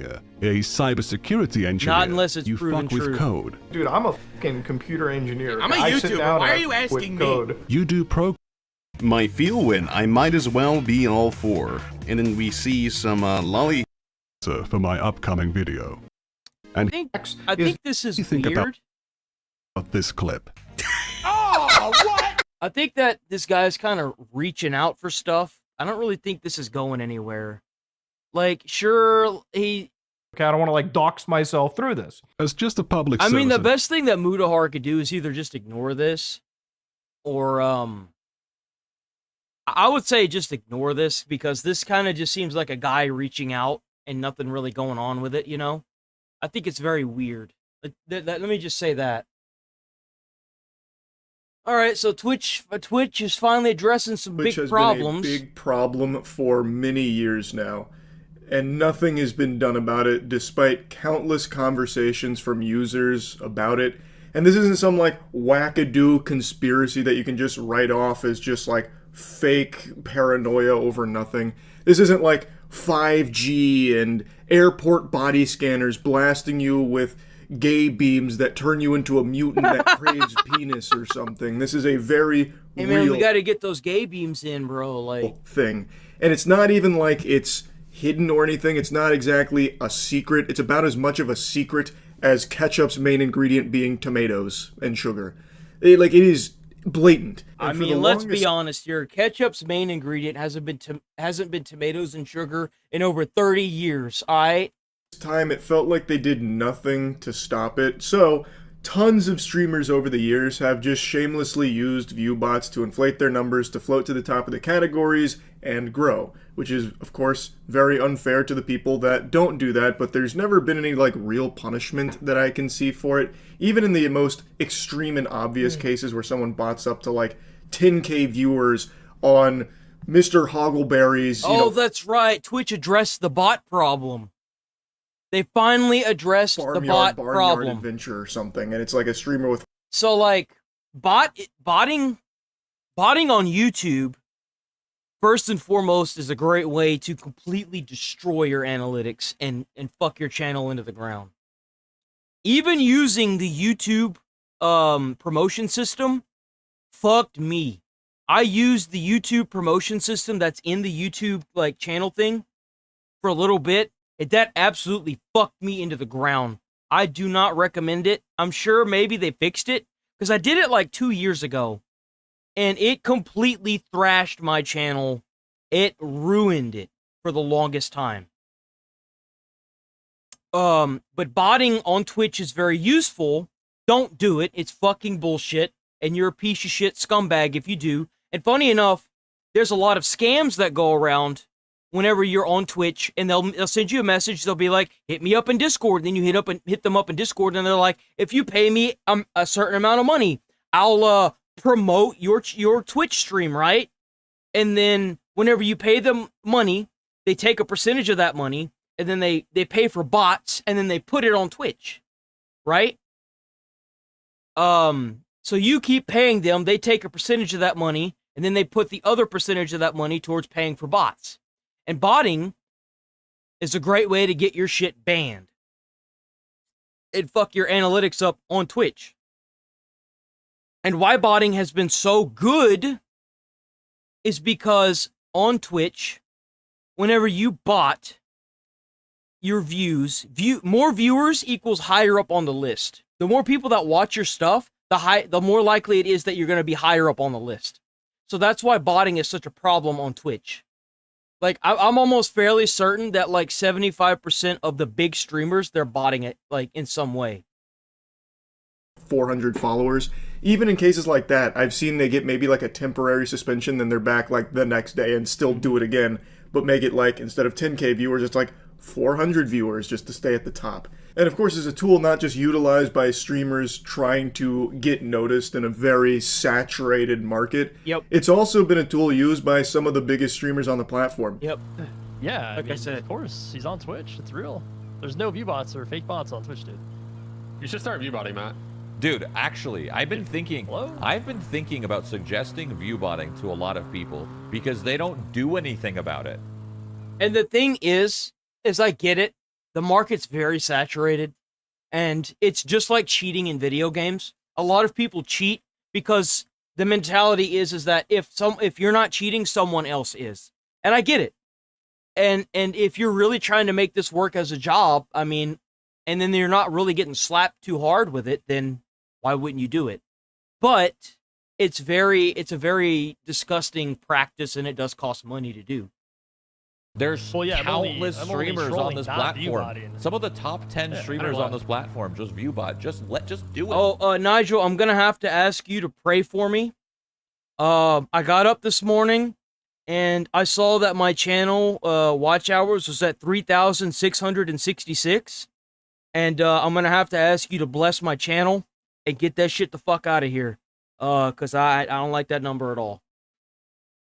Fuck it. Now, of course, Shroud's just taking the piss here, but he's expressing frustration at how common it is and how there is seemingly no consequences for it, so why wouldn't everyone just viewbot?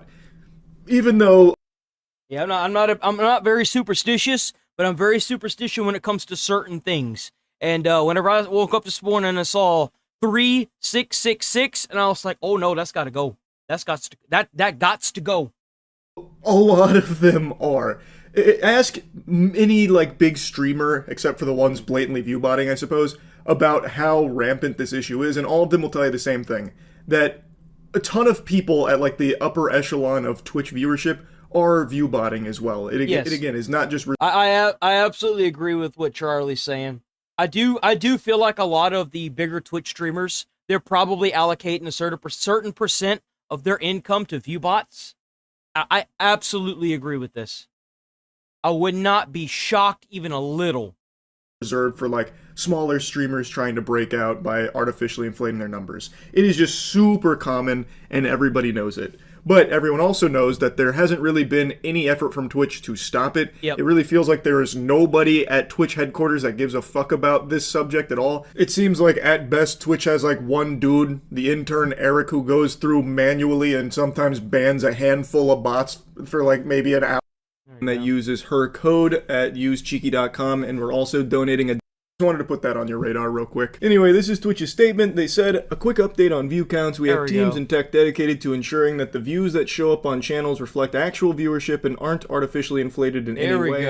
Ultimately, metrics on Twitch should represent the real and growing communities that show up and participate on channels, so we regularly...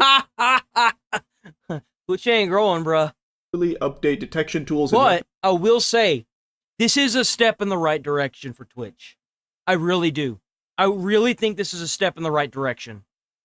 Because if you can get rid of the view botting on the platform, I would imagine that the overall discoverability of other people who don't view bot will probably skyrocket.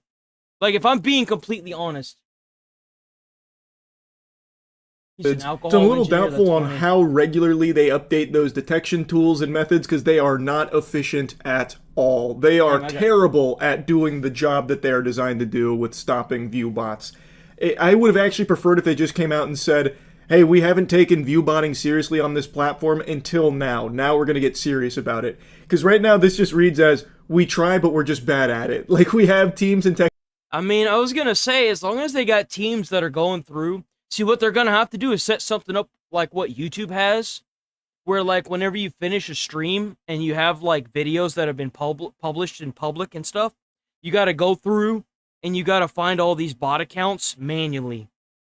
And you got to start banning these accounts that are view botting. Not like the view botters themselves, but the people that on their account have the view bots. You got to get rid of these people, They just can't do it very well. They're hurting your platform because people aren't coming to your platform because they know it's really hard to get discovered. The mentality right now is, in order to get discovered on Twitch, you have to make a community off of Twitch and then go to Twitch. You don't want that mentality. You guys are taking a step in the right direction on fixing this. Now, if you can only stop banning people biasly, well, you know, if you... Then we might be getting somewhere, you know? So it doesn't inspire a ton of confidence with how little effect they've had on viewbots, despite apparently regularly updating their tools for it. The best thing that they could do is try to sue the companies that allow that cater to the viewbotting on Twitch. You start suing these individual companies, you're going to see a lot of people like... Because, like, if you sue a company, you can sue them for the fact that they are doing fraudulent stuff. And then what you do is, once you sue them, you have to make them pay not only for the court costs, but you have to make it to where you take every dime they made from the view bots that hit Twitch. So, like, that's money technically that was stolen from Twitch, given to a content creator because of the extra views. So you've got to come up with that number, price it out, and then charge these fuckers for it after you sue the shit out of them. Recently, we made changes that meaningfully improve our ability to identify viewbots, inauthentic viewership, and other potentially fake engagement. These changes will roll out over the next few weeks. So, if your channel was viewbotted, or if some of your viewers are artificial or inflated, you'll see an impact on your channel's view count. This also means that third-party sites that publish unverified Twitch view counts are going to see changes to that data over time. We recognize that viewbotting can be out of the streamer's control, and making these changes, our goal is to... Yes, you as someone... like I said, like how those scams work, where you pay somebody and then they take a portion to get view bots over to your channel. Like it's just a big circle of money is what it is. It's just people trying to get money wherever they can, and the fact that I'd imagine the only reason why Twitch is even cracking down on this is because of the mass exodus of sponsorships leaving Twitch. I mean, let's be honest here. If they were still making a lot of money like they were, then they wouldn't care. But now they have to care because people are leaving. The experience for both streamers and viewers. Now, there is something I'd like to mention with this approach to announcing this. I am a little curious why they would announce this before actually doing something. Why not take action first and then explain later? Because right now you're giving viewbotters and the third parties that make the viewbots ample time to try and find ways around potential detection. I wouldn't be surprised if Twitch is in on it. Because the thing is Twitch doesn't really care about the viewbots, because if you have a bunch of ads, Twitch is going to get paid regardless because of the views. Like, an ad person that's putting an ad on a platform isn't really going to care about if the product gets bought by it unless there's actually a referral code or something like that. But these ads that pop up intermittently in the streams, they're not really going to care about that as long as the person has a lot of views, right? As long as there's a lot of watchers.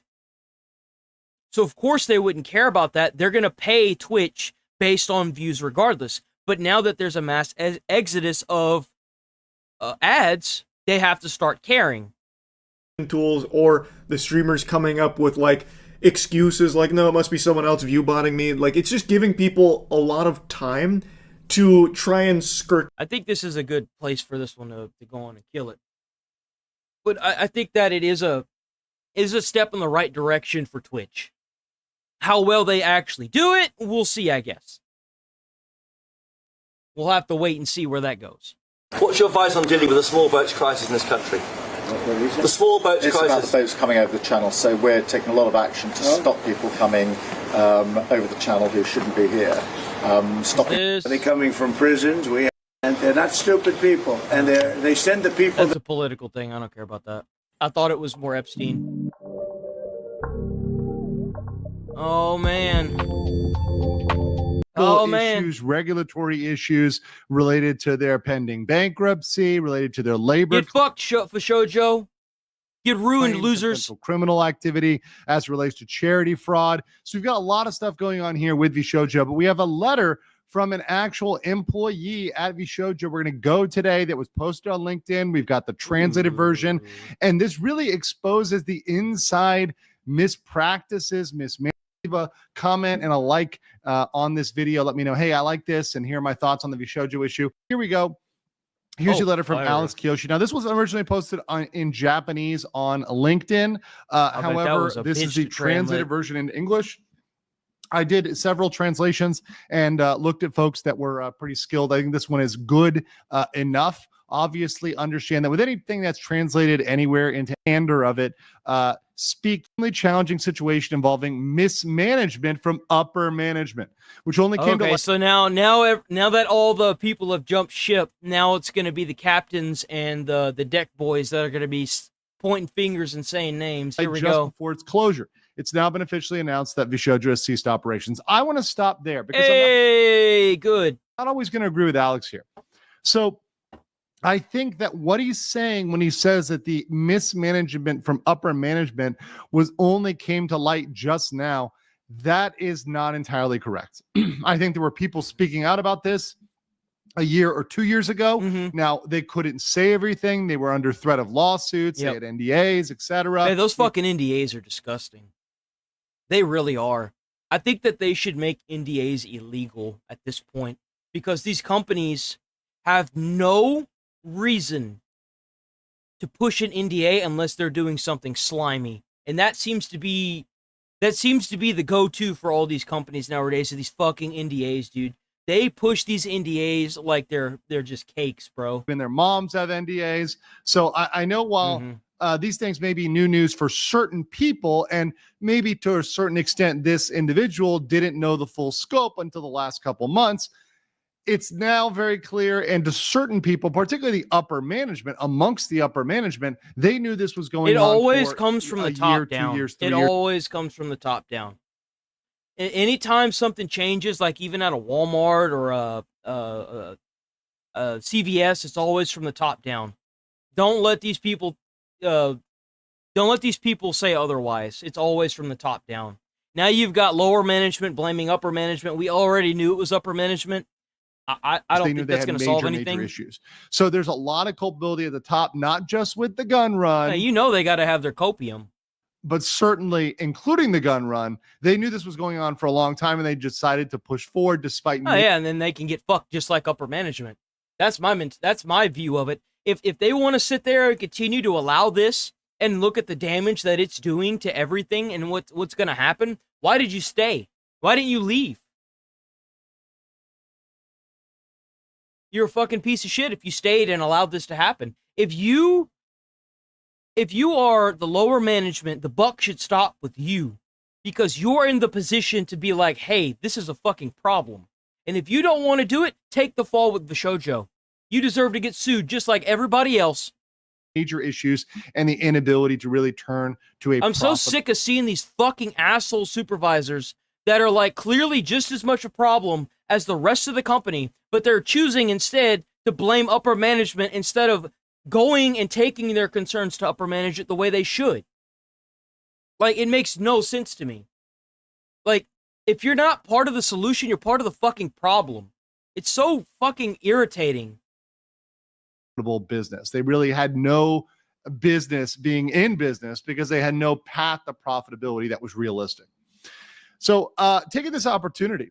So he's saying it has now been announced that Vishojo has ceased operations. So that is true. Now, of course, they're going to need an official bankruptcy. They're going to need official filings. They're going to have a new criminal investigation. So this Alex Kiyoshi fellow, he's not out of the woods. He can be investigated. There's criminal stuff that may come down, regulatory stuff, labor stuff. So he's not out of the woods.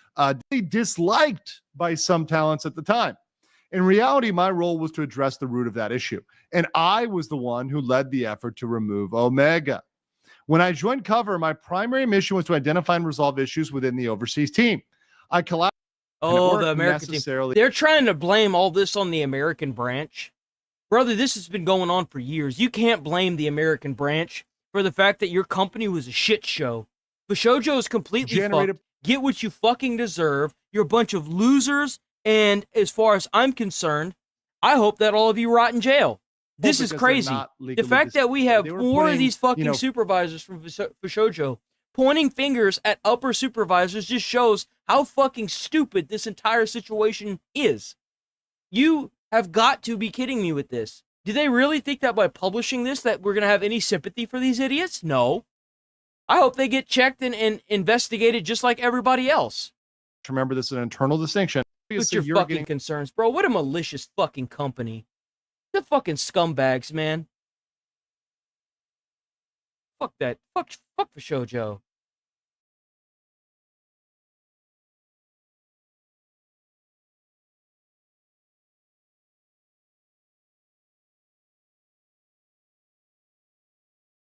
Remove. What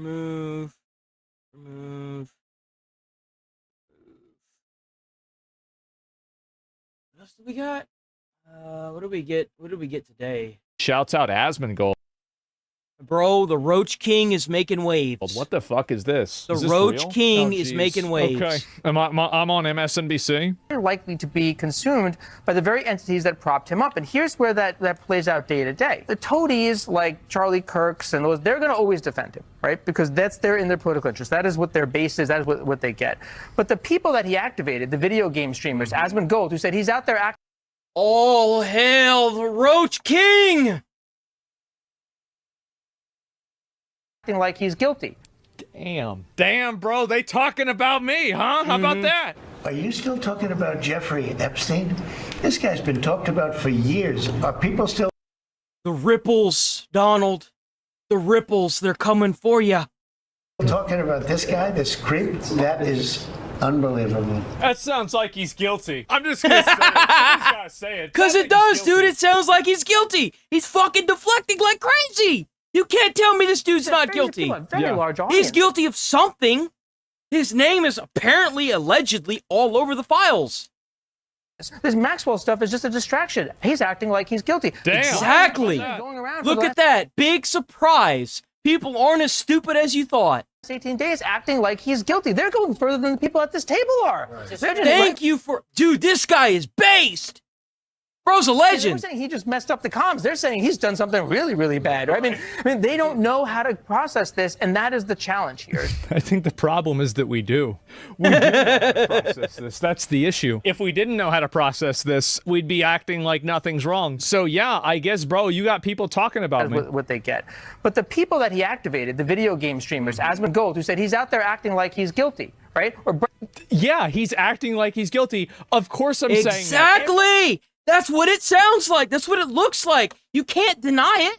Everybody knows that. It's fucking obvious. It's so... You can see right through the shroud. Hoax. It's perpetrated by the Democrats. This is on MSNBC. If it's perpetrated by the Democrats, then why wouldn't they release it when you were running for office? It makes no sense. Well, I can't believe that. That's crazy. Leftists going to lose it over Asmongold getting a shout out. It is crazy that I'm receiving positive mainstream media, like, because they're viewing me as like kind of a more unbiased third party here. He's saying like, yeah, look at this guy. He's unhappy. MSNBC is saying that I'm not biased. That's crazy. I guess that's what happens when you're the Pope of journalism. That's right. Don't tell me what Asmon is saying. What the fuck does he know?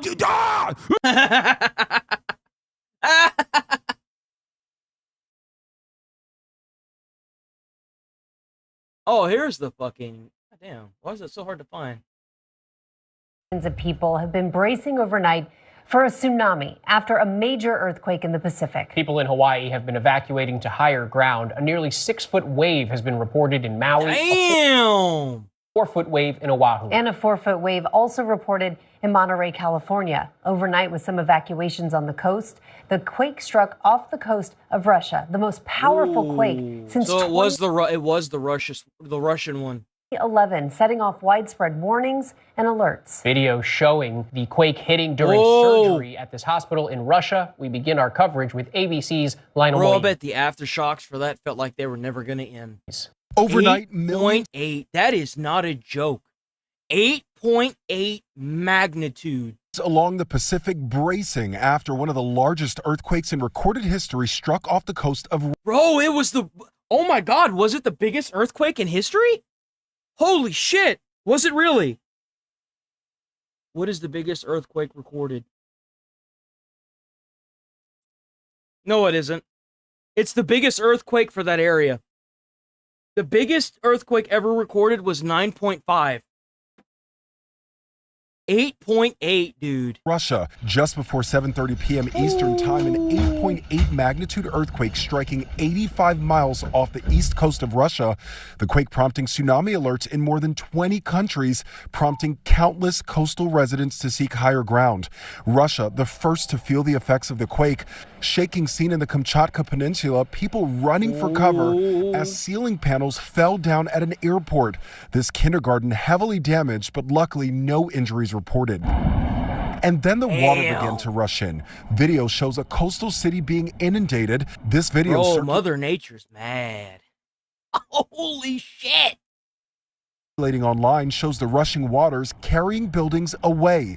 In Hawaii, cars filling the streets of Honolulu as residents fled to higher ground. We're under a full tsunami alert here. If you're in a low-lying area, get yourself safe. Get to higher ground. Hawaii's famous beaches evacuated, lifeguards telling people to leave immediately. Some hotels on the islands telling guests to move to higher floors, others evacuating completely as the state braced for waves up to 10 feet. 10-foot surf wave. Ah, damn. Do you think that the wave's going to go like over the whole island? Do you think there'll be like a certain point where it stops? That's huge. It's good for surfers, but a 10-foot tsunami is quite different because what that means is it's like all of sea level will rise by 10 feet above normal sea level. Because whenever this happens, like whenever a tsunami hits a certain area, that the farther out the wave goes, the bigger it gets. So like it could be like a 6. It could be a 6-foot wave around the like original quake, but once it gets to where it's going, it gets bigger and bigger and bigger. So you could see it at a 6. Now you got 12 foot by the time it hits landfall. High like that for maybe 5-10 minutes before it goes back down. That's the second earthquake around Alaska. Damn. on the island shut down. Some planes already en route over the Pacific, turning around and heading back to the mainland. Concern here is damage to life and property. So we've got air rescue crews standing by. There is a helicopter that has been making rounds along our south coast, or is about to. Some of these areas are quite isolated, and if people made the decision to try and ride it out and they are caught up in the floodwaters, they could be swept out into the ocean when the tsunami waves recede, and we want to be available to provide us. Look, guys, they used the alarms. They used the alarms, and now people might be able to be safe. Assistance if that's the case. On the west coast of the U.S., a tsunami warning issued for the California coast from Cape Mendocino north to the Oregon What border. about these little islands right here? What about all this? But the entire west coast on alert overnight. Oh, no, guys, the sirens don't do anything. Remember, the sirens don't do anything. For the retards that get down on my comments and say that Kerr County, the sirens wouldn't help them. No, that doesn't do anything. No. In Japan, residents on the eastern coast taking no chances, people seen evacuating to the tops of tall buildings.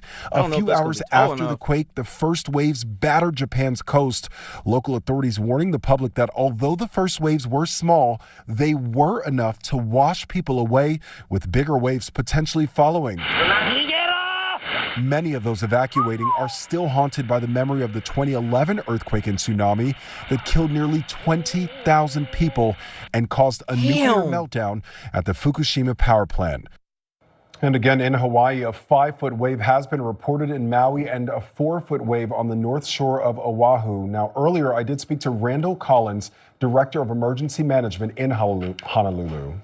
We had a very aggressive preparedness plan and marking where those tsunami zones are. And you can drive around here in Honolulu and see those signs all over the island and know where those tsunami zones are, so people know where they should be safe and where they need to evacuate from. We've had a traffic plan on how to get people out of those tsunami zones with our police department. Our fire department stands ready to do search and rescue operations after the impacts come in. And all of our resources across the board are in safe areas now and ready to respond after the impacts. And some good news from Hawaii. Around 3:30 a.m. Eastern time, flights to Hawaii began to resume, which is an encouraging sign for what's been going on. But we'll... That's crazy, dude. That's insane.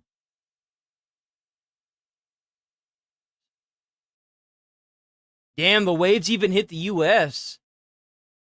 This is CNN. I don't know if I want to watch a 10-minute video, though. What is this, CNN? You gotta watch this. Good morning. We're following the breaking look at that. news overnight of a growing tsunami threat extending from Russia all the way to the west coast of the U.S. Hey, everybody, I'm Audie Cornish. This is CNN This Morning.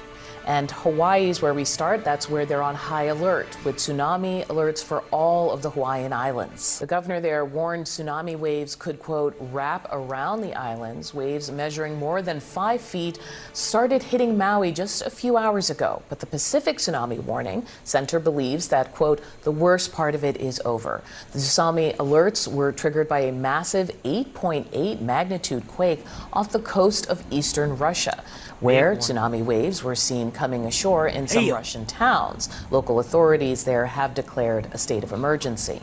Joining me now to discuss, CNN meteorologist Allison Chinchar. Allison, thank you for being with us. I know you've been following this overnight. Can you wave height range, and remember that's going to be above what the water level would normally be. But in Hawaii, we have had 4 and 5 foot waves recorded. So again, this is pretty significant. That's going to push that water into streets. Bigger ones were these first initial few waves. Now we're starting to see things kind of level back off. It is not back down to normal yet, but we are starting to see those wave heights come. Right now, the only spot that we still have a tsunami warning in place is this small section of orange color you can see on the map here. This is portions of Northern California. Everywhere else, the Aleutian Islands, portions of Canada, the rest of the West Coast, and even Hawaii are now down to a tsunami advisory. Well, it happened right here, so I'd imagine that most of this will be okay. I don't think anybody lives here. I don't think. I could be wrong. I could be horribly wrong. but like you would probably have to worry about this stretch here and this stretch here and all this down here. Meaning the threat has started to like, lower. do you understand how crazy 8.8 struck here? This is across the entire ocean. Just a little bit for those areas. The reason the orange color is still here for portions of Northern California is because the bathymetry of this coastline is a little bit different, making them more prone, more trigger tsunamis. It has to be on the correct type of fault. It has to be a large earthquake. It has to be a shallow earthquake. Look at that, dude. That is right on the fault line too, right there. There it is. Clear as day. That's a big one. Oh, how's it going, the Five Nights at Freddy plushie warehouse? A lot of things have to come together for an earthquake to even trigger a tsunami in the first place. But once the tsunami does take place, what typically happens is the water gets pushed out in one direction. And you can see that here. You see you got the 5 foot, then you got the 10 foot, and then you got 15 foot. See how it gets bigger the further out it goes? And then those waves will continue to propagate outwards, in this case, going south and eastward, away from the epicenter of the earthquake. The one thing to note is that we can actually time those arrival times for the waves pretty accurately. You start to see 3 hours, 5 hours, 10 hours, even 15 hours later. I agree. I think that if you were to stay in the hotels, dude, there's no way. There's no way. Like, I didn't even see that. Sorry about that. Starstruck XX. Yeah, I do take video suggestions, by the way. Sorry about that. I do take video suggestions, and I do think that it would be really stupid to actually hunker down. Like, I could understand for like a hurricane hunkering down, as long as you're not near the coast, because I've hunkered down through like 10 hurricanes, but like I was never like right up on the coast to worry about floodwaters. Flooding is always the biggest factor whenever it comes to being around the coast like this. I think that if you're in a warning area, you should just be evacuated. Exactly when those waves are going to arrive. Don't even take the chance, just leave. And this was the timeline that we were given roughly 12 hours ago, shortly after the earthquake happened, of when to expect some of these tsunami waves. This is good. It allows folks to prepare. I agree with that, but like they could do it at like a reasonable pace, you know? They could do it like per like city or per section.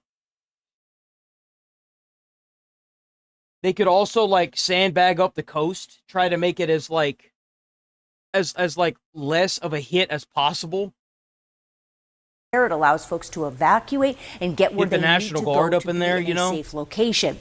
Then from here on out, it's not just one wave though, and this is very important. Picture yourself when you take a rock or a stone and you drop it down into the water. It creates ripples. Well, there's never just one ripple. There's multiples. Yeah, like people fleeing is definitely the worst thing. I feel like what you should do is when the first set in is like you need to like issue like, you know, warnings like what they did, and then slowly escalate it so that way you can get like the people that want to leave out, and then you can be like severe flood warning and then a major flood warning, leave, you know. But then again, you have to run in with time. I don't know how you could evacuate people without it becoming a problem, honestly. And that's going to be the same case with these tsunamis. You're going to have multiple waves. And there's a common misconception that the first wave is absolutely the worst. In some cases, that's not. It could be the second. It's like if you drop a heavy metal piece of like a heavy piece of metal into a bowl. You notice that like, or like if you jump into a swimming pool, sometimes like the original ripple, and then you have that back hit, and then that ripples back. So like the side of the pool, how it hits the side of the pool and then it comes back to you. Sometimes that's bigger. Be the third wave that comes through before you finally start to see some of the stronger. See these very high volumes of water, which is very good to know. But we do be a higher number, so it could be they were under the warning. Damn, bro, that's heeding the warnings of officials, which is they're getting cooked out there, man.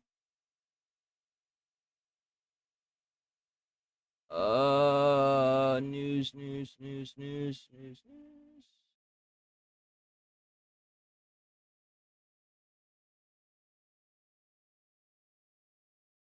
I'm literally eating super noodles. Dude, super noodles sounds so good. Super noodles sounds so good. How long is that? 7 minutes?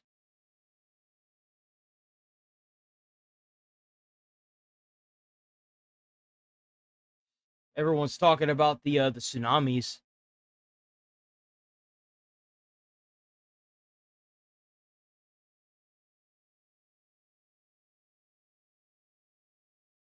Came after Epstein stole staff from him. We already covered the Epstein for the day.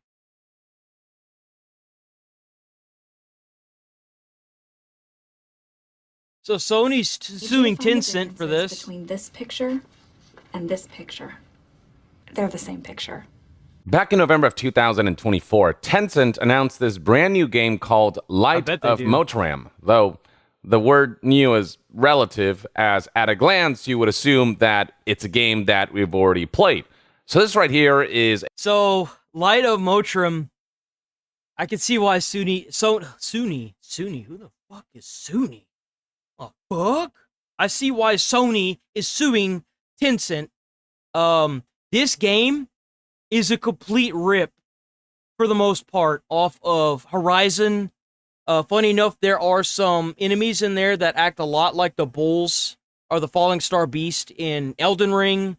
There is the little light robot from Destiny. You name it, this game has pretty... This is a rip among rips. See, it bears a rather striking resemblance to another franchise, Horizon. I mean, just the design language of the aesthetics, it's clearly, for lack of better words, directly lifted from Horizon. And so the game has caused quite a bit of discussion. Now, the game itself is described as an open-world survival crafting game. And looking at the game... It's a Sony ripoff. That's why Sony's suing Tencent. It is a rip off of a lot of games. It is more of like... See, that beast right there? This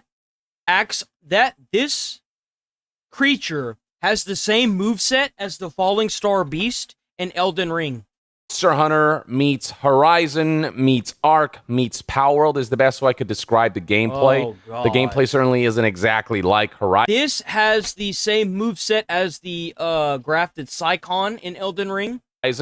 But the aesthetics, the design language, the art direction of Light of Motram is really close to what Horizon kind of executed and what they kind of established. The striking resemblance that it bears to Horizon raised quite a few eyebrows in conversations about this on the internet, with people, for example, right here calling this game Horizon Zero Originality and Horizon Forbidden Creativity, because just about everyone could see the parallel between this and what it was. That's a fucking good one. Essentially Forbidden creativity because they get sued now.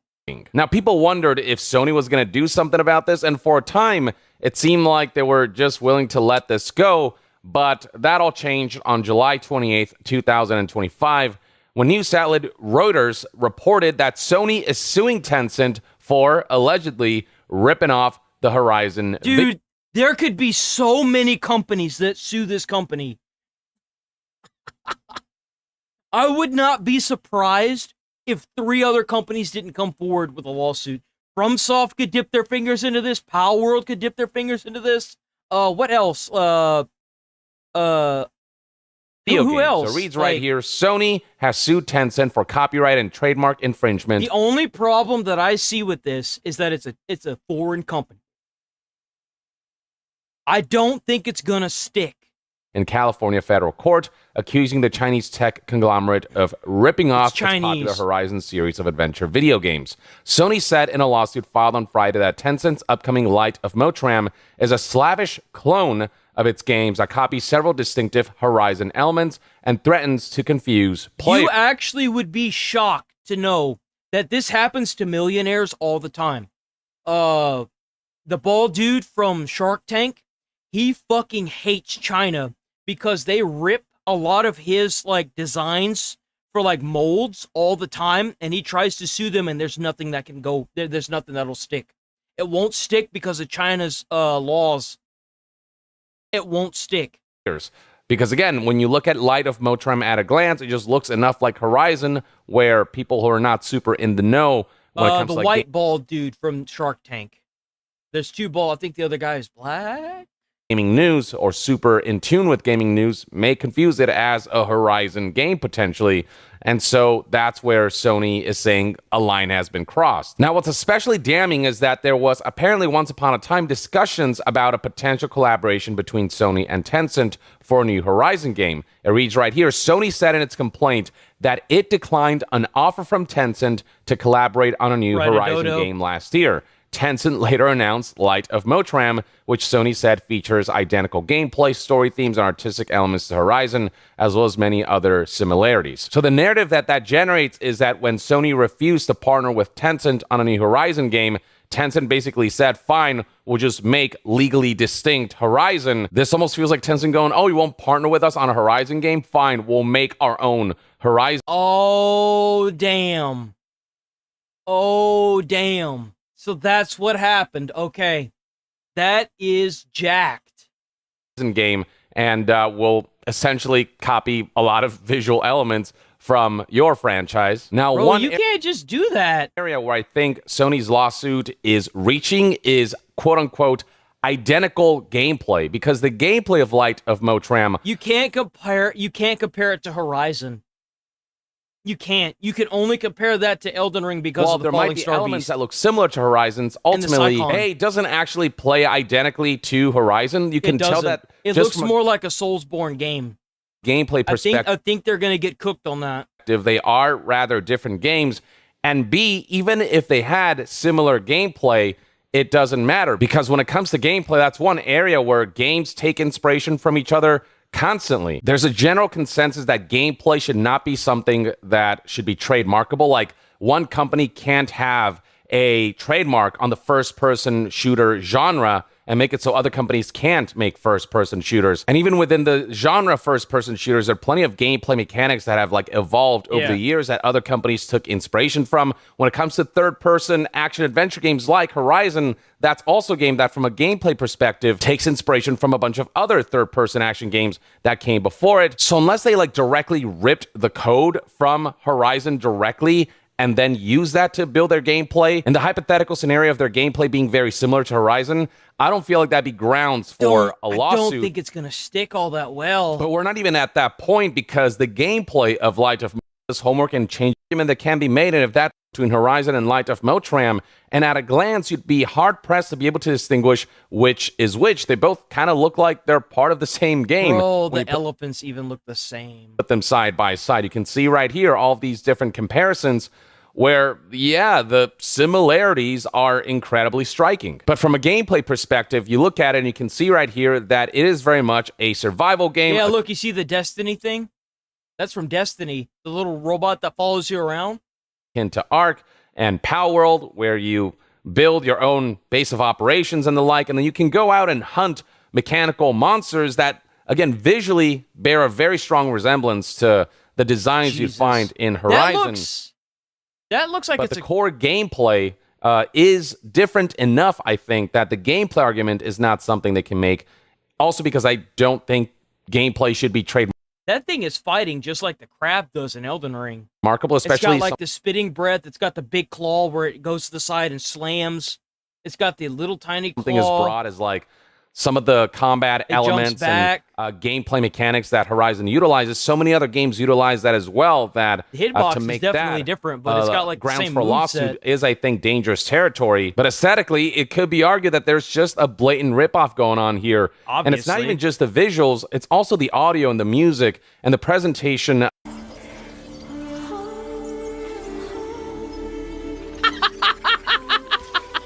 It's so shameless, dude.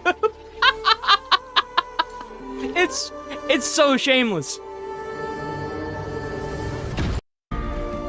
Yeah, I mean it's rather blatant.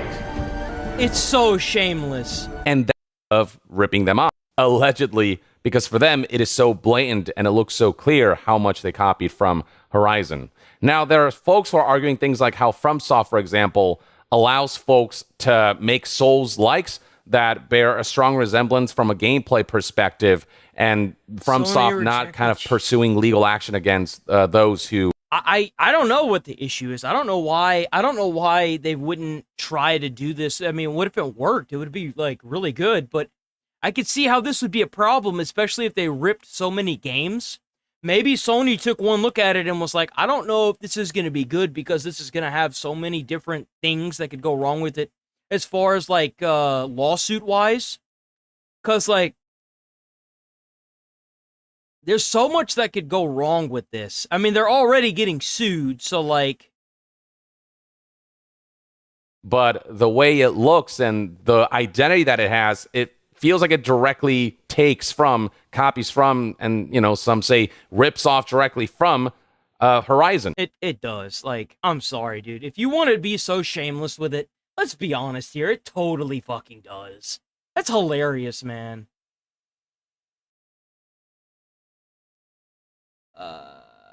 What is this?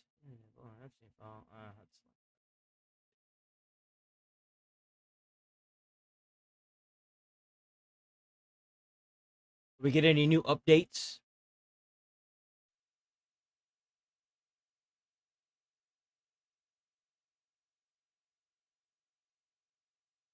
Watch that. CNN. This one.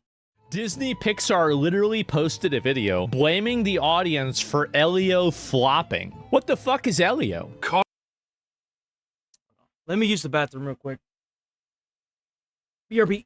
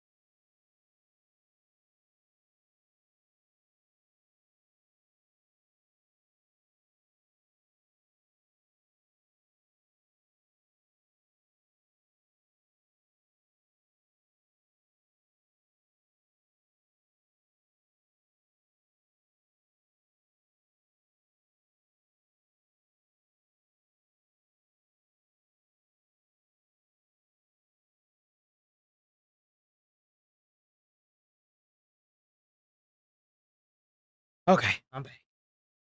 Let me.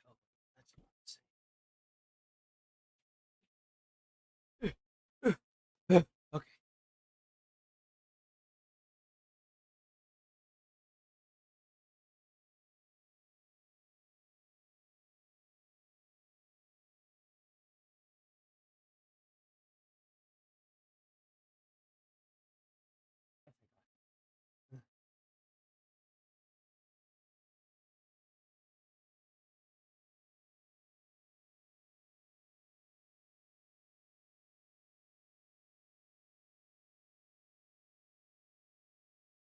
Okay.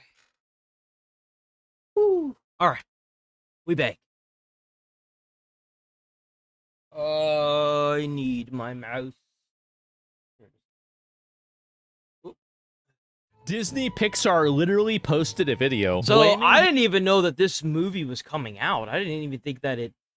The audience for Elio flopping. What the fuck is Elio? Context. Elio is the latest animated feature from Disney Pixar. The movie has been surrounded by controversy since early production. Reports, in fact, I don't know why these shows keep coming out, these movies and these games, and they've got so much controversy around them, because as soon as they come out, they're just dead in the water.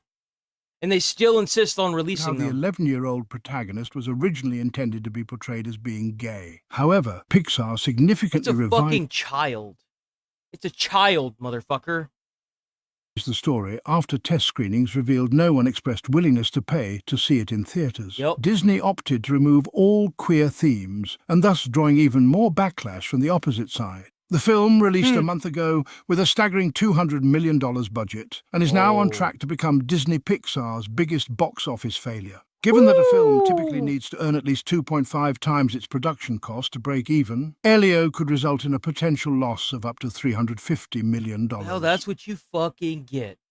In a desperate attempt to hype up the movie, Disney decided to release this on their social media platforms. Stop complaining that Disney doesn't make original stories. They probably just cooked this lady. They probably just ruined this lady's life. if you don't show up to movie theaters and support them in the first place. Who said that? Oh my gosh. I thought I was the only one in my car. But anyways, there's a new... Whatever they paid you, they didn't pay you enough. Because you're cooked.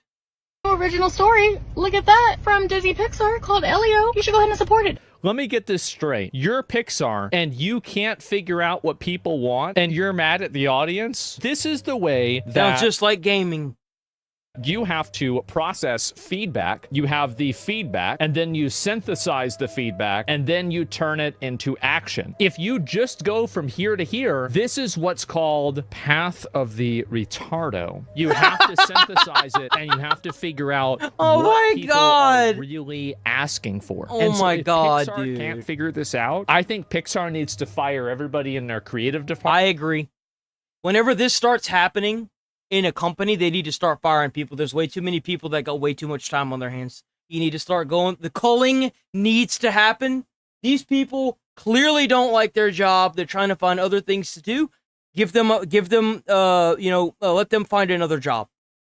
Blaming the audience is a bold strategy. Let them go work at You McDonald's never and win realize when you their blame life the audience, decisions. And when you do win, you still lose because all you did was tell the people that like you that they're wrong. I don't know why anybody does that, but I guess they do it because they're stupid. That's the answer for most things.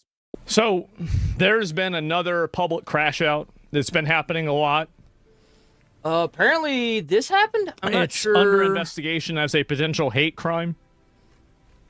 And a lot of people are outraged about this event. It's pushed a lot of, I think, racial narratives. You see that the problem is, like, there's so many people that are quick to be like... I don't know whether it was racially motivated or not. Yeah, they're so quick to jump on the whole race thing, man. You know, that's where people are at. Well, I don't know what you do with the people standing around watching, but there are at least 5 suspects charged. Nothing. I wouldn't, you shouldn't expect somebody to get involved in that shit. I would never want to get involved in that shit. Because if you get involved, like, they might hurt you. You got the police. In connection with the violent Cincinnati brawl that left 2 people seriously. Pixar's boss. Pixar staff. Where are we gonna work at? Pixar boss. McDonald's. Just put the fries in the bag. That's right. Injured on Saturday night. The Trump administration is suggesting this should be treated as a hate crime investigation. And while it remains unclear what's maybe? I don't know. I haven't seen enough of it. Exactly. It is very clear about how violent it got. One of the most disturbing parts of the story is how many people were just standing around watching. Hold on. Where was this at? This was Fox News? Let me see. It might just be easier to Fox News.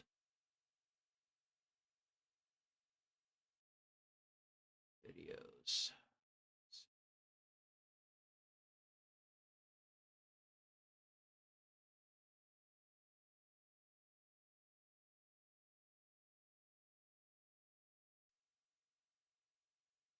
Where's it at? This event, it's pushed a lot of people under public crash. So there's been another public crash out that's been happening a lot. It's under investigation as a potential. Bro, it was an attempted murder. Where is this even at?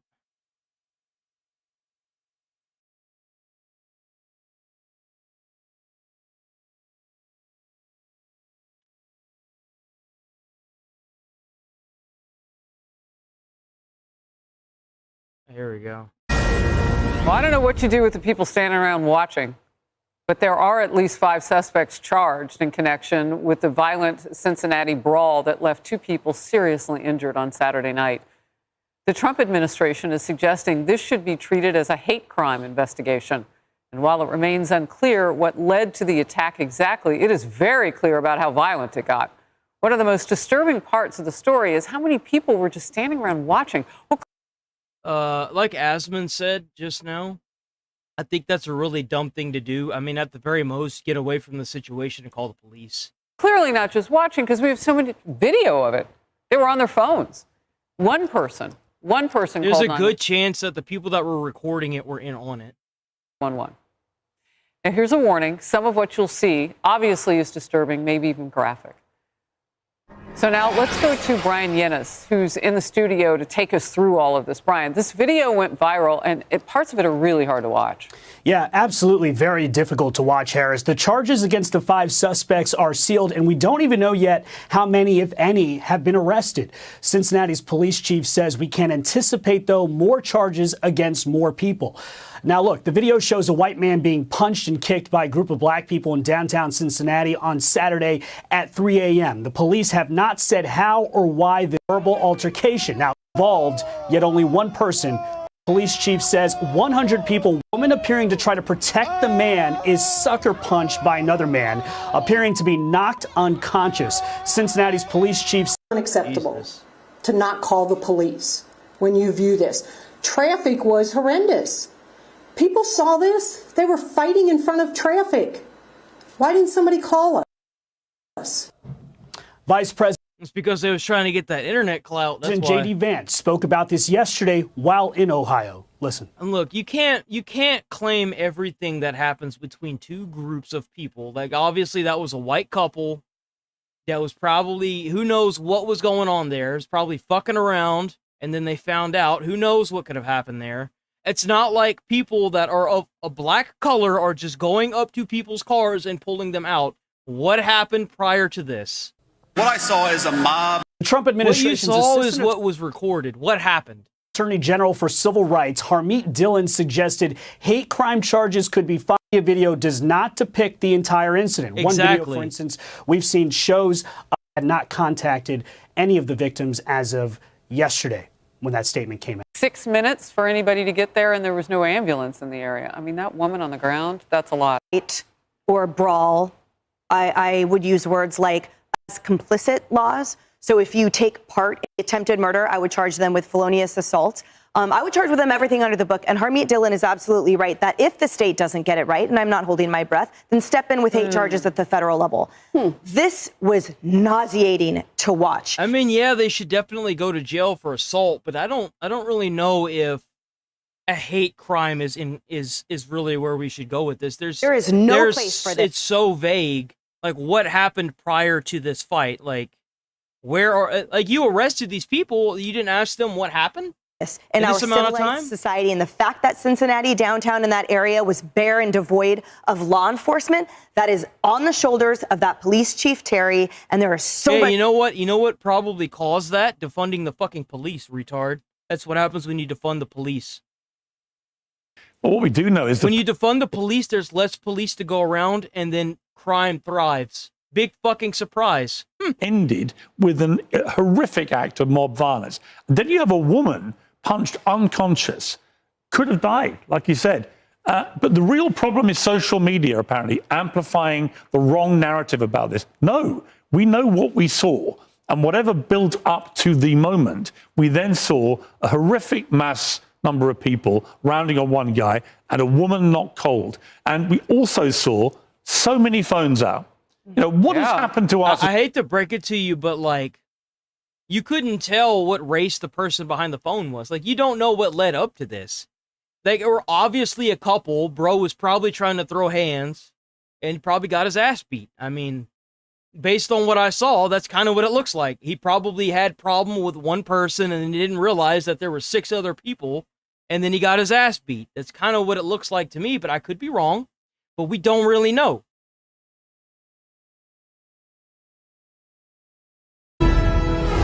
5 have been charged so far in the brutal mob beatdown of 3 adults in downtown Cincinnati. Police releasing the names of 2 suspects who were arrested today. Others, they don't know where they are. 34-year-old Montianez Merriweather and 24-year-old Dekira Vernon, both charged with felonious assault and aggravated rioting. Look, this was depraved and vicious. Anyone who watched this hideous video would agree. Of course, I warn you, it's graphic. You only watch so much of this. You know, it didn't stop there. They stomped all over both of those men, and then one of the thugs smashed a woman to the ground. She fell flat on the pavement, unconscious.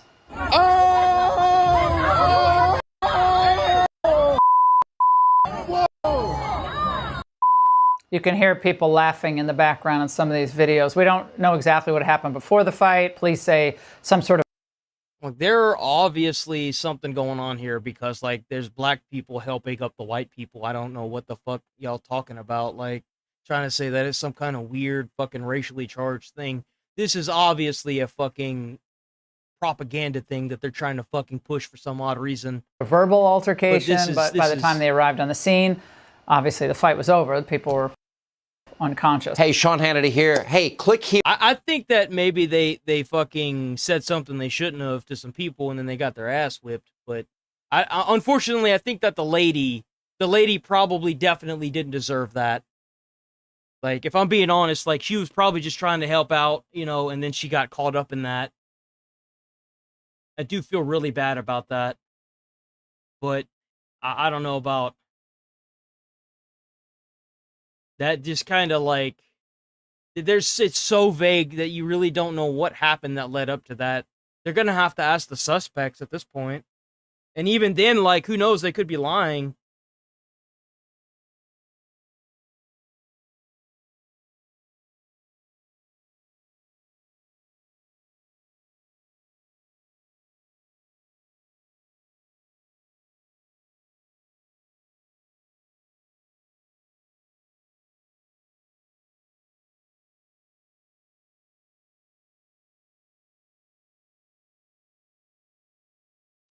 There was something else, wasn't there? There was something about Pirate Software.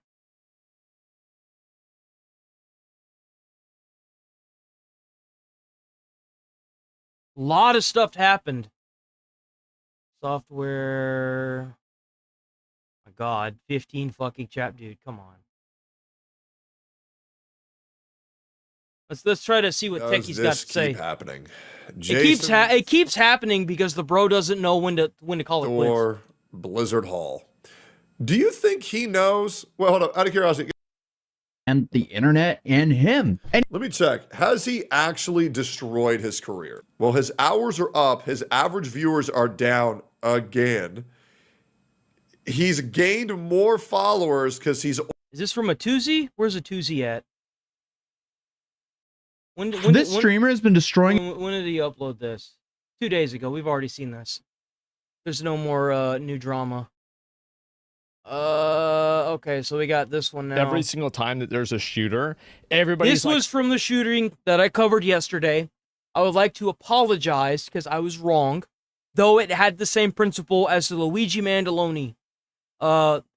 So this guy was supposedly NFL. They wanted to say that it was a white guy. He looks black. Different person, same principle. They're thinking that it was because he went to he was going to be part of the National Football League, NFL, and he supposedly went to this building thinking that it was an NFL building to shoot it up, and it turns out it wasn't. But oh my God, I hope he's black. Or oh my God, is he a Muslim? Yeah, that was the go-to for a lot of the internet yesterday, which really kind of pissed me the fuck off. Before I uploaded the video, I had to rechange the title because I was like, I don't think this is going to suit it now because some more had come out, but now we have a lot more about what had happened with the shooting. Yes, he is. I know. But a lot of people were trying to politically charge and racially charge this into something that it obviously wasn't, because it was another poor person that went and shot up a bunch of rich people that he thought were the people for NFL. This is what they do. Or, oh, it's so... And they're going to do everything they can to make it seem racially or politically charged when it wasn't. It was morally and financially charged. Come and see, correct. They do it too. Oh, it's another transsexual. See? Or, oh, it's a white kid. Oh, what are we going to do now? Are we going to blame the parents? Oh, it's mental health now. Oh, yeah. It's the most... Ooh, nobody likes that. Who likes that? They like playing big... It's so obnoxious. It's so obnoxious. It's right. Yes. No rhyme or reason that we can put together at this point. It's too early. Our prayers obviously go out to the family of this officer. Somebody says Fox a cop was shot and killed leaving behind a family, which is really sad. Reporting he possibly had CTE and may have been targeting the NFL headquarters. I mean, maybe, right? I mean, it's possible, but I mean, I don't think you can really know. To the other 4 civilians that He were did not killed have a here. manifesto, but he also, based on his demeanor, did not seem like he was going to be leaving. But there's a chance, you're right. Point. Obviously, it's very soon to put much together, but I'm just going to go through a few thoughts that I have as an investigator. They're trying to say with CTE, they're trying to say he had a spinal cord injury. I believe that's what CTE is. That's the reason why he went here and did this. The subject is allegedly from Las Vegas. He killed a Jewish lady, so it could be that too. I don't know, man. At this point, apparently a suicide, but I would want to know everything about their travel. When did they come to New York? Because also remember whenever Luigi did that, the Luigi one was very clean, and when they caught him, he had all this information that he put out to explain why he did what he did. So, I mean, I think the Luigi situation was, very rare in the case that it seemed like, obviously, the guy, because, with Luigi, his friends had said that, he kind of went off the deep end as he, as it became closer to whenever he shot the guy. But, that would make sense because he had, back pain and everything. And, yeah, of course, right, it makes sense. Not that it makes it okay, but, it's just understanding why somebody would do something. But the point is that, when I see this, there doesn't really seem to be a big agenda, right? There's not a big agenda. There's nothing else going on. So why would somebody do this? I don't know. What were their travel this guy, patterns? I think he just Who snapped. booked those flights? Was there surveillance, video surveillance? I mean, you say he just snapped, but who just snaps and how many of you guys have one of these in your house? I couldn't even get one of these in Rust. They picked up that showed him casing the building. Who does he know in the building? Where does he work? Does he know someone on one of those floors? Maybe he was trying to make sure it was the right building and he still fucked it up somehow. Obviously, to me, it appears to be a target. Shared cultural investment, the cultural promise that's been made, the cultural contract, the social contract that's made with the country and the society and the individual has been broken. And this is the thing, my dad would tell me this, and if you have any boomer fucking relatives, if they, at least in the South, they'll tell you guys used to drive to fucking high school and leave their shotguns in the car. Yeah. Most shootings are with pistols.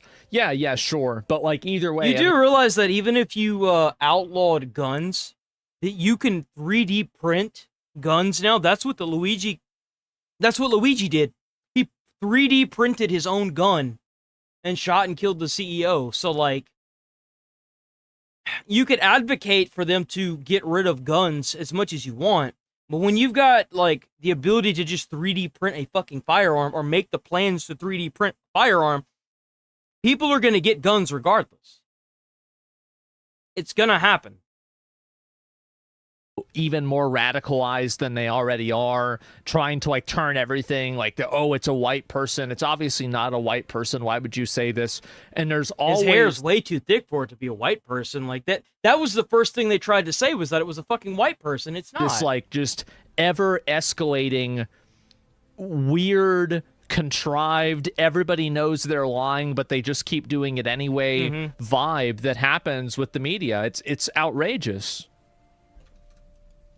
These days. It is disgusting, it is wrong, it is despicable, and we should not have to live in fear. But you know what? I commend this NYPD officer. Thank you to her. She paid the ultimate sacrifice today. And my prayer goes out to the 4 others and any others. Right now, the number is obviously not going to be confirmed. So back then you have a safe society with more cultural norms and better mental health. If it declines so badly, this has to be addressed first. But taking guns away seems like a proper measure. No, absolutely not. I would rather have the risk of having people do this and live in a world where people do this than not be able to defend myself in my own home. I agree with that. And that is the trade-off. I will state it plainly, right? in case anybody's confused. Yeah, I would rather take the risk of a higher chance of being killed in a mass shooting situation than not be able to defend myself with a gun in my own home. And it's like what I had said a few seconds ago. Like, most people who are going to commit a crime, they're going to get a gun illegally regardless. They're going to either print one out using like a personal printer, or they're going to actually just go and buy one illegally. The problem isn't that they can get their hands on a firearm and you want to take them away. That's not the issue. The issue is that what leads up to this has nothing to do with the gun itself.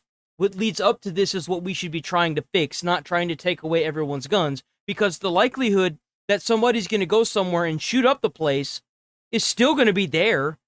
It'll be harder for them to get the gun, but like at the end of the day, it's still going to be the same scenario. It's just that you'll have less people who will have the ability to defend themselves. I think that that's just more important. And as with many things, more freedom comes with more risk. That's right. More freedom comes with a higher possibility of something bad happening. That's true. You're absolutely right. But I would take that risk, and I think most people would. That's why we have the Second Amendment. But these are people that did everything that they could, I'm sure, to save their own life, but to protect others. And I saw the images of those in the office. I believe it was Blackstone or another office. And they took the furniture, the file cabinets, everything that they could. Oh, they probably barricaded it up against the door. And that is exactly what we are trained to do. In law enforcement, we train civilians and officers. Barricade the door. Civilians, you run, you hide, and you fight. Shows a particular floor, apparently. And so, you know, it's a little bit unclear, as in a person. Well, that person likely knows him, knows who he is, unless, unfortunately, that person is deceased. So they're certainly going to be looking at why did he shoot, who he shot, was he looking for a specific person, which could answer all of this out. Is the person he was looking for perhaps among the wounded? And that goes to the idea that a scene like this is very, very chaotic. So if you're running it, and they're going to have somebody chief level running this thing, you're going to have people at the hospital with the wounded. Are they in a position to be debriefed? Can you talk to them? Did he say anything while shooting? Do you know him? Had you seen him before? Had he applied for a job? Because the reporting I got... I'm kind of surprised that the whole thing, and all they got was this one camera right here. I'm kind of shocked. It's important to know why people do something, because if you can figure out enough people, this is the reason why you want to find out, is that if you can figure out, like, generally if you know everything, you can predict the future. And so if you know why people are doing something, and you can create like kind of a like scenario, like mostly black, no, it's not real. But I'm pretty sure I genuinely don't think this has anything to do with race or religion. I think it's just another poor person that obviously couldn't afford his medicals and was done and fed up with the system. Something they're pulling out. That's honestly what I see here. Just like Luigi Mandaloni. Yeah, let me go back to you guys. I agree with the reason. I don't agree with killing people. I don't at all. I think that the system's completely broken and it needs to be rebalanced. You know what I'm saying? But this is not the way to do it. Like how almost every single one of the concealed carry permit, which I did have when I did live in New York, for the city. Physical theater, and anybody who's trying to like make these restrictions on guns in cities is just a retard. But like this, through the streets of New York is the strangest thing. The fact that nobody saw they were doing. Okay, I've seen a lot of on a mission. Yeah, this is not something that you see the every way day he in New York walked City. New into York the is known to have building. very tight gun laws, but as I have always said in my job, but you could just leave the city and go get a gun in a different city and then cross the state line and then go to a place like this and shoot it up. Like criminals that are set out from to what kill I understand, people, this guy didn't even live here. He lived like all the way in a different state. They don't care. He drove about this gun far laws, to do this. Okay, they have The problem is that the gun laws are statewide, and it's easy to go to another state and just get a gun and bring it back over. Exactly. That's the reason why it doesn't work. And also, like, even in a world where you could prevent anybody from getting guns, Luigi 3D printed his gun, and that's what's going to keep happening. 3D printing and other types of, creation mechanisms for weapons are just going to become more and more popular. Yep. Look at the thing that killed Shinzo Abe, the fucking Japanese prime minister. That was a homemade gun, too. So the entire... Yeah, the damn thing was put together with, like, pipes and stuff, dude. Like, pipes and wood held that gun together, and it was able to kill him. Idea of like, oh yeah, like the gun control there was outrageous, and someone in a country where guns were completely illegal even for the police got a makeshift weapon and killed a fucking leader. It doesn't solve anything. You have to make gun laws to stop people. That's not going to work because people can literally just 3D print them. They can do it now, but it's going to get even better later. Yep. It's just stupid. Respect it's for stupid law. and short. I feel like the more that this is going to unravel, the more we'll know. But I am almost fairly certain that this is another Luigi Mandaloni incident. I am almost 100% certain. I can smell it in the air.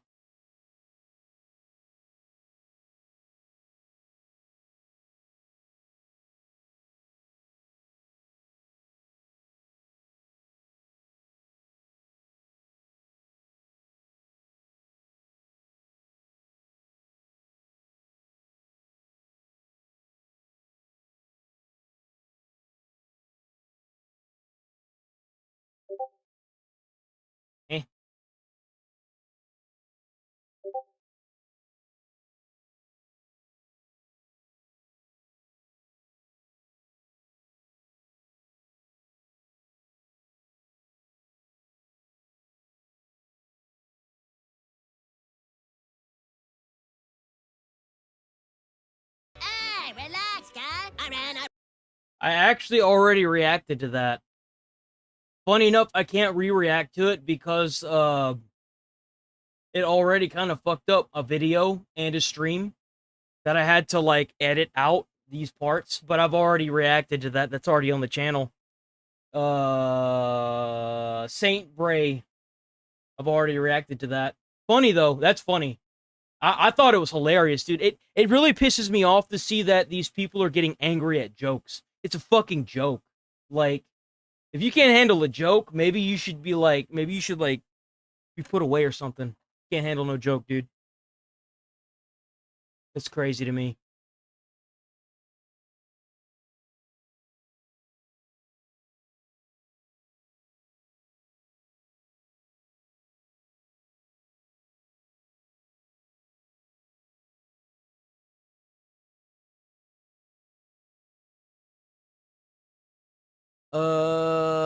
I think that South Park doing that though was hilarious. I think it was so funny, dude. It was so funny to see South Park like chewing him up. I need to go to breaking news. Hold on. Oh, it's right here. I want to see if anything else came up with the Trump sends warning to Russia. Ooh.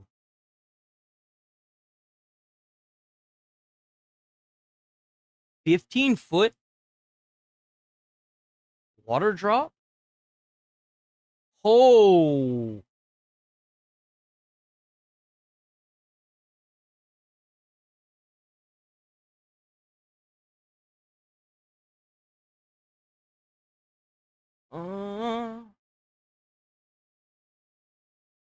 Oh, wait. There was another one. It's right here. Yeah. Chain is closing multiple locations, and neighbors are furious. Protesting the loss of a Milwaukee pick and save. The business, it's closing several locations. Abril Preciado joining us live with a closer look at the community backlash now. See, this is what happens when you don't have enough police in your area. You have to put everything in boxes because of theft. And then people stop going there because you have to wave somebody down because it's fucking annoying whenever you have to wave somebody down after you buy a product to get the damn thing unboxed. So what happens is people stop going there and they go somewhere else. And then the theft still happens because they just take the box and run with it. And then they break it open and the stores keep losing money. And they're forced to close down because the store's not making enough money. Pretty strong, especially today. And then they're mad. They're mad at the stores for leaving. I don't blame the stores at all. I blame the fucking idiots that keep stealing shit. Stop stealing. This is just heartbreaking that this is happening to our community. You can prevent this by putting in harsher laws that will make it, obviously harsher for people to steal stuff. Again, over and over again. Like, this is not fair. Over and over again, this has been happening, What are we going to do? Like, this is the only big grocery store in the community. Well, maybe you should have thought about that when you was stealing everything. Stop stealing. Not necessarily her, but like, what do you think is going to happen when you keep stealing stuff? It's happening in New York right now.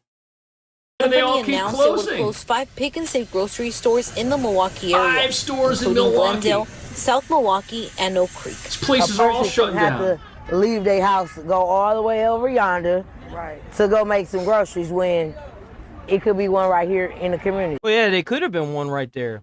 Maybe if you held your community members responsible for stealing shit, then you might still be some Tisha stores. Bully White says her family is feeling the toll. She feels the closure will force them to shop at more expensive corner stores and price them out altogether. I do believe and stand with the people behind me that food is a right, and we should have. Well, it's not a right if so many people enter these grocery stores and take things without paying that the stores can't stay. You know what's crazy is, like, if it was just food, there are laws that protect you if you're stealing food, if you're hungry.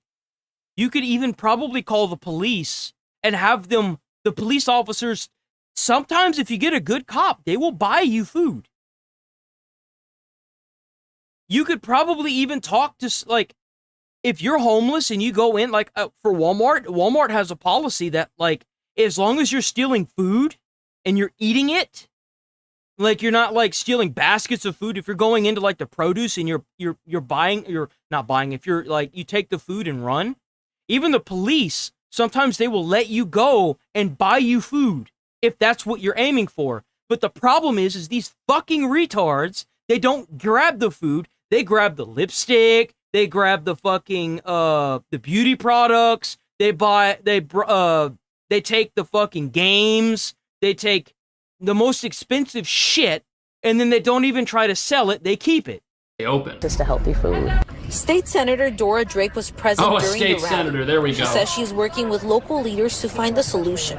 We can work together. As doors officially closed, How about arrest the families criminals? are now left wondering where to go next. Affordable food, food for our community, food for our families. It's not about food. If it was about food, the store wouldn't have closed down. It's because you're stealing expensive products. Food, period. How are we going to survive? How are they going to survive? Well, I did a little digging, and apparently the retailer is being accused of racism. This article says there are hundreds of grocery outlets in the Milwaukee region, and the complaint is not that these stores are gone. It's just that the people in the affected neighborhoods don't want to drive a few miles to the next location. What do we want? Justice. Uh-oh. There's nothing wrong with closing down a store. You can't force these people to stay open if they're losing money. That's not how business works. For the Pick and Save right near 35th and North, one of 5 grocery stores the parent company. And what really sucks is because the store closed down, other stores in the area are going to know not to come and pop up here because of the theft. Is closing in the Milwaukee area. Organizers of today's Place protest done. say It's the not gonna loss reopen. is No, just it's another not. blow to the Metcalf Park neighborhood. We're thinking about all the closures that's happening. All so this the is one closures. store to close. Walgreens is Yeah, closing exactly. as well. Oh, Walgreens. We have clinics closing, so now we have to go Clinics? way out. Well, how are you going to say that they have food? I mean, you typically don't go to a Walgreens for foods. You go there to, like, get your prescriptions. Like, I mean, yeah, there's food in there, but you're not going to go there to shop. Let's be honest here. Like I was saying, like, it's not about the food. It never is. It's always about, it's a quick grab. It's a cash grab. Side of our immediate area Everything's to get the leaving. things that we need to live a whole and full, thriving life. Now, here's a look at the 5 locations that are being closed in Milwaukee, Glendale, South Milwaukee, and Oak Creek. Pick and Save is offering resources to affected customers at the Metcalf Park and Silver Spring. Oh, they do delivery. There you go. They do delivery. That way you don't have to go into the store and steal anymore. You can just get your food delivered, right? Those resources include free prescription deliveries for the rest of the year and a free 30-day grocery delivery trial. Okay, so they'll bring you the food. But apparently Walgreens is pulling out of this neighborhood as well. Wisconsin are closing their doors. Now, those include the stores at 7. If only that actually worked. I wish lie detector tests were more reliable. I really do. 2 locations on Milwaukee's north side and on Memorial Drive in Racine. Meanwhile, a 3rd location in downtown Milwaukee is changing operations. As 12 News' Zoe Henry reports, customers, they're getting pretty frustrated. Wow. Yeah, I mean, like, come in to make their final purchase. And it sucks for the people that didn't do anything wrong. Because I guarantee you the groups of people there that are actually protesting, there's probably a solid majority of them that have never stolen a thing in their lives. It's not their fault. It's the people that go in and they grab the most expensive fucking item they see and they run out of the store with it. You're costing the community. You are ruining your community by doing this. Is inside the Walgreens at 76th Street. They're handed these brochures telling them where the nearest Walgreens or pharmacy is, as the pharmacy here closed July 1st and the rest of the store is closing July 28th. Wow. Some customers we spoke with are disappointed. I come here all the time and I'm kind of disabled. See, like, you go into these stores and you steal these items, you're not hurting the corporations because they're just going to they're going to cut it off like an arm, like a finger. You're not even who you're hurting are these people. These people right here. You see the sadness in his eyes? That's your fault. That's because you can't stop stealing. And we can't get around too well. And but you know who's not disabled? The criminals. Yet they're disabling these businesses by reducing their ability to make a profit. In New York, we got stores like this shutting down all the time. Even though the items on the shelf cost double what they should. Stores can't. And that's also the reason why everything costs more when you go to these certain stores and everything's locked up behind boxes and they cost double the amount of fucking money. It's because people keep stealing shit. Stop stealing shit. Because whenever the price doubles and everything's behind boxes, they're not far from closing. You're not far from losing that store. Jack up their prices to the level needed to stay open. So what do? They shut down. Store after because no one can afford it. The pharmacy at they're all Wisconsin shut is set down. to close as well July 21st. The rest of the store will remain open. Walgreens says customers who fill prescriptions at these locations will automatically be transferred to a nearby store. The nearest Walgreens to the location at 76th Street, about a mile and a half away A from mile and a 91st half. and Good Hope. These are It's just not a that few bad. of the latest stores to close in the Milwaukee area, leaving residents looking for an alternative. I'm trying to figure out what's going on, and we need Walgreens around here. Right, and you also need to lock up your criminals. This is the problem with That's really the problem, is that whenever you are getting arrested and you have to return those products, they're just going to come back the next day. Like, you need to put them in jail. That is why jail exists. I don't understand. Like, whenever I was growing up, like, if you got caught stealing, your ass went straight to jail. That's where you go if you're a criminal. I don't understand why we're so light with our sentencing now. Criminalizing theft or just failing to arrest criminals. If you put the bad guys in jail, bad things don't happen. And Thank you. Bro, completely based. He's completely right. Put them in fucking jail. You molest a kid? Go to jail or worse. Personally, I feel like worse should happen to you. But, anyway, you know, like, you steal, go to jail. You fucking kill somebody, go to jail for life. Get the death sentence. Like why is this even a fucking conversation? How is this so hard to understand? Put them in fucking jail. Listen to how some of these neighbors view these closures. Listen to this. Try to guess who these neighbors vote for. Food that this I don't give community a has access. fuck who they vote for. I could give a shit who the fuck they vote for. I don't give a fuck. At the end of the day, there's a difference between right and wrong. Not about far left and far right. There's a difference between, are you doing things right or are you doing things wrong? If you are not locking up people that have done wrong, then you are wrong. If you are not locking up people, if you are trying to make some weird narrative, and I'm going to correct this guy on that, if you're doing some weird narrative about how it's who they voted on, no one gives a fuck about that. This is a logistical problem. This is not a fucking a political problem. This is a community filled with people that like to steal and don't want to get jobs, and also a community that doesn't have enough police. That's what this boils down to. It has nothing to do about who the fuck they voted for. I can't stand this political shit and everything. I can't stand I think it. the solution would be to move towards a food system that doesn't rely on these big grocery chains for our daily needs. Brittany, I kind of agree with this. I feel like you shouldn't have to fucking struggle to get food. Now, if it's junk food, that's different. But if you're struggling, instead of trying to come up with some weird fucking system, get food stamps. Food stamps exist for a fucking reason. If you're struggling that much, get food stamps. Yeah, everybody under the fucking sun can apply for food stamps. Just get some fucking food stamps, man. That's not the reason why these places are closed. They're closing because you can't keep your fucking sticky fingers to yourself. Blocks away from this pick and save. It's where she gets everything she needs to feed her family. It's leaving us high and dry. It's leaving us with no resources, no food, no access. Well, we just read an article about how there is food nearby. People just may not want to drive to it. But what about this idea of state-run grocery stores? That's what they think they need here because all the privately run places are... This is getting weird. He's trying to be political with this. I'm not a big fan of that. Not a big fan of that at all, actually. It doesn't have to be political.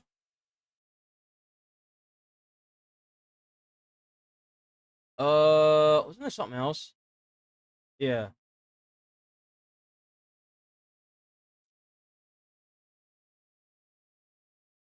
Do I want to talk about this? We're going to talk about it. We're going to do A it. protest unravels into chaos. Video here captured by a demonstrator shows police officers struggling to arrest a man as he is brought to the ground. So, oh, it's this guy again. Across the country. I'm not really a big fan of watching his content. Sorry. I don't like how politically charged he is. It doesn't have to be politically charged. Not everything needs to be politically charged.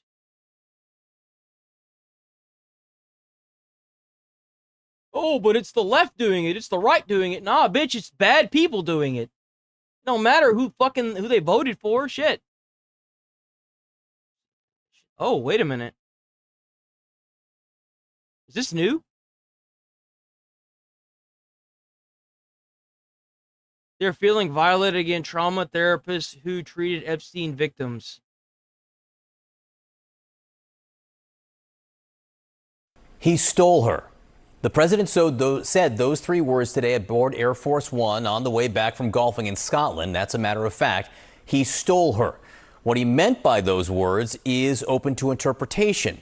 And because the he refers to his former friend, sex predator Jeffrey Epstein, and the her is one of many underage women Epstein allegedly victimized, the president's words today also invite scrutiny. They're part of his new explanation for why he broke off a long and some say warm friendship with Epstein, which the president first rolled out yesterday. He did it with Britain's prime minister right next to him, sitting expressionless while he weighed in on the sex offender he wishes people would stop talking about so much, and Ghislaine Maxwell, Epstein's accomplice in the recruiting, grooming, and trafficking of underage young women as virtual sex slaves, an obscene number of them. Christ. 3 weeks ago yesterday. Bro is just going balls deep into that shit. God damn.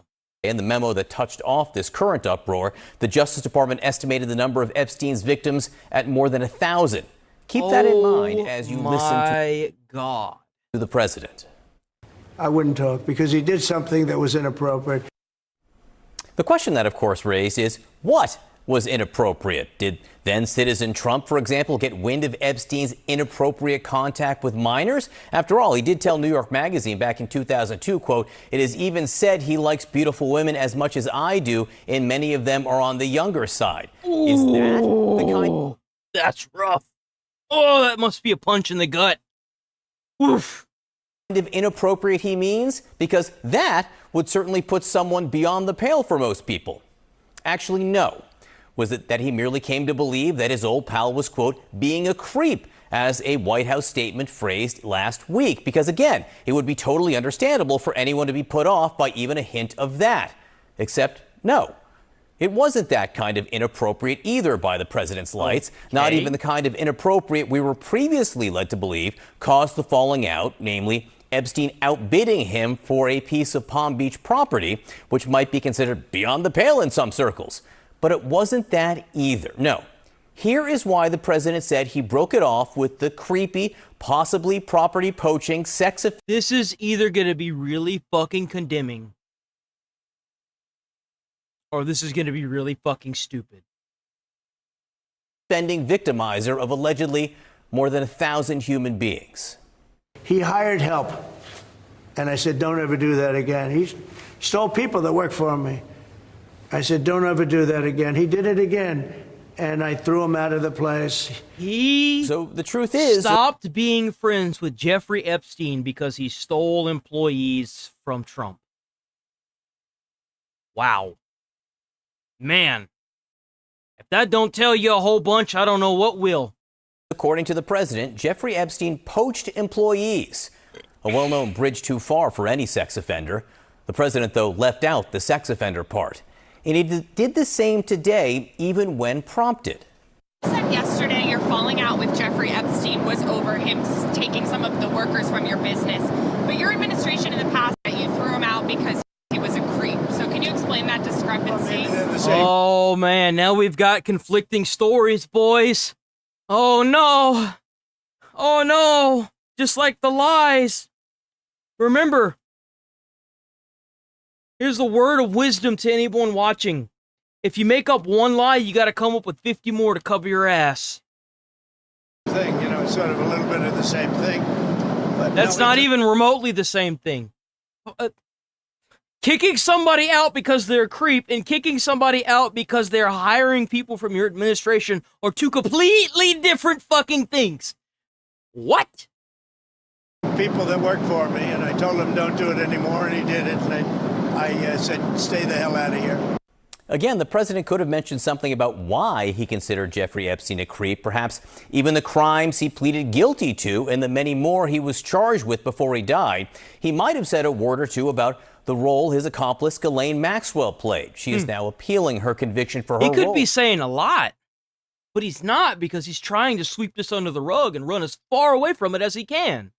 In Epstein's crimes, especially when, as you'll hear in this next extended clip, one of those victims may have been a then underage Trump spa attendant named Virginia Roberts, later Jeffrey. She said she was recruited by Maxwell, then forced by her and Epstein to have sex with a series of famous men, including, she said, Britain's Prince Andrew, which he denies. In 2021, the two settled her civil law. What did I say? I said this started happening whenever he denied these files existed, that victims are going to start coming forward. Because they're going to have to put themselves in the light to make this come to light. And guess what's fucking happening? Big fucking surprise. The victims they're trying to protect want to see these fucks brought to justice. Who would have thought? Lawsuit against him in the matter out of court. Miss Jeffrey died by suicide in April. The president did not mention that today. Epstein has a certain reputation, obviously. Just curious, were some of the workers that were taken from you, were some of them young women? Were some of them young women? Well, I don't want to say, but everyone knows the people that were taken. And it was the concept of taking people that work for me is bad. But that story's been pretty well out there. And the answer is yes, they were. Yes, they were young women?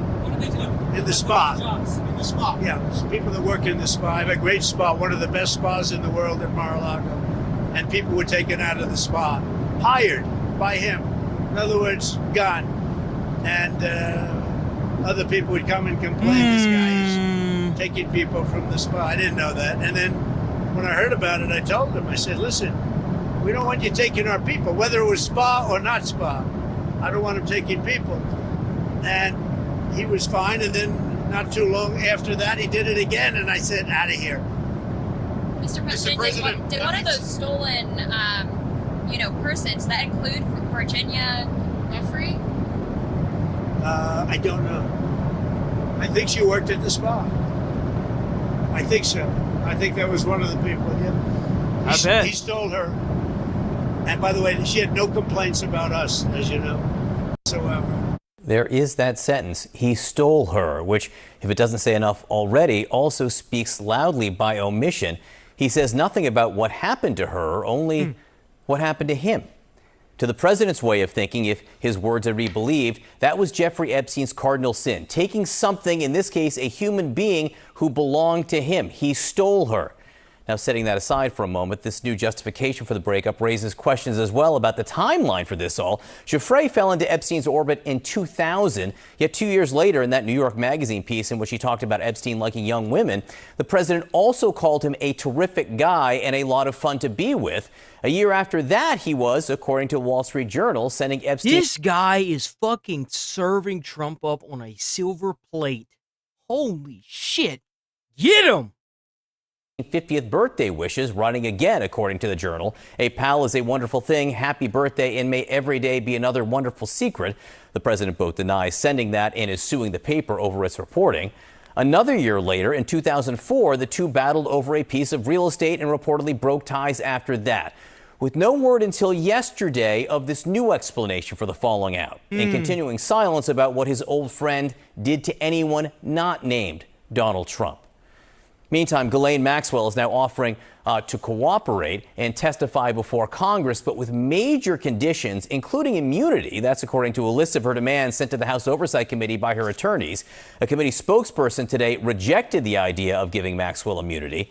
My next guest is a trauma therapist certified in domestic and sexual violence who has worked with a number of Jeffrey Epstein's victims over the years from both the Florida and New York cases, starting when they were as young as 18 years old and in some cases continuing to this day. Randy Kogan joins me now. Man. Randy, nice to see you. So many people. Jesus Christ. How have your clients been holding up with the Epstein story once again being so prominent in the news?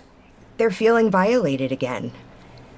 They feeling re-victimized again. They are not given the opportunity to heal in private. Everywhere they look, it's on their phone, whether it's a headline, whether it's social media, and they feel like Number one Google trending, baby. Keep pushing. Nowhere to escape. They can't find peace to heal. What was your reaction to the president's comments today suggesting that Epstein, quote... I do feel very, very sorry for the victims that have to open their phones and deal with this. I'm very sorry that you have to deal with this. I really am. Like, no one should have to deal with this, and I'm really sorry that the victims have to. Stole employees from him. He was specifically asked about Virginia Giuffre, a young woman and sex trafficking victim of Epstein's who died by suicide earlier this year. Virginia Giuffre's death really hit a number of the survivors hard because she represented a voice that they didn't have at the time.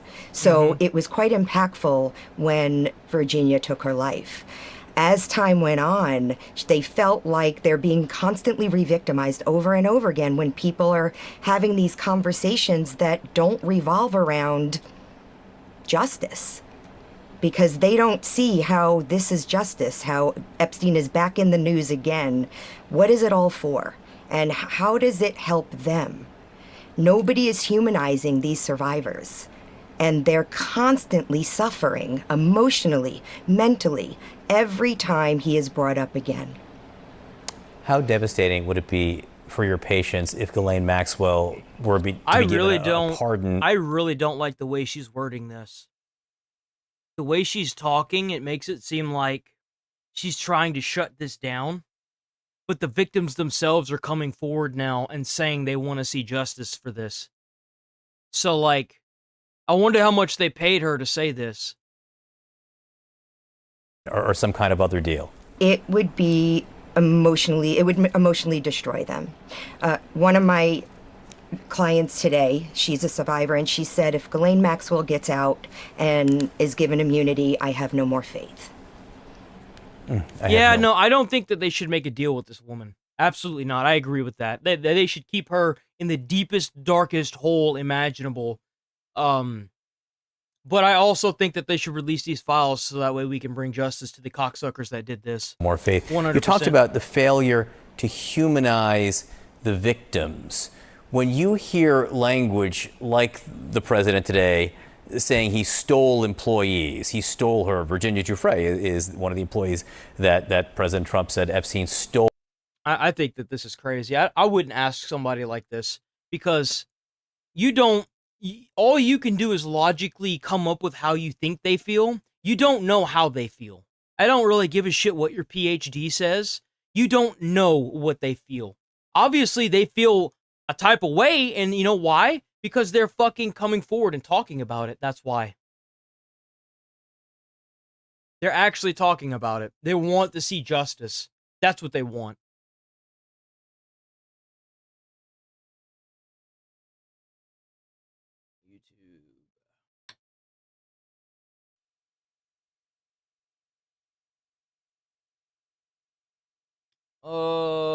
Where is this one? That's aviation.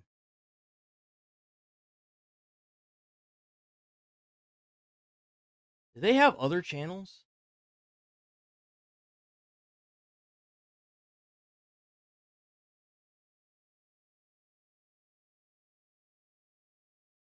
Let's see, what are we gonna watch today? Elite World of the United States Marine Force Recon. This one was 4 weeks ago?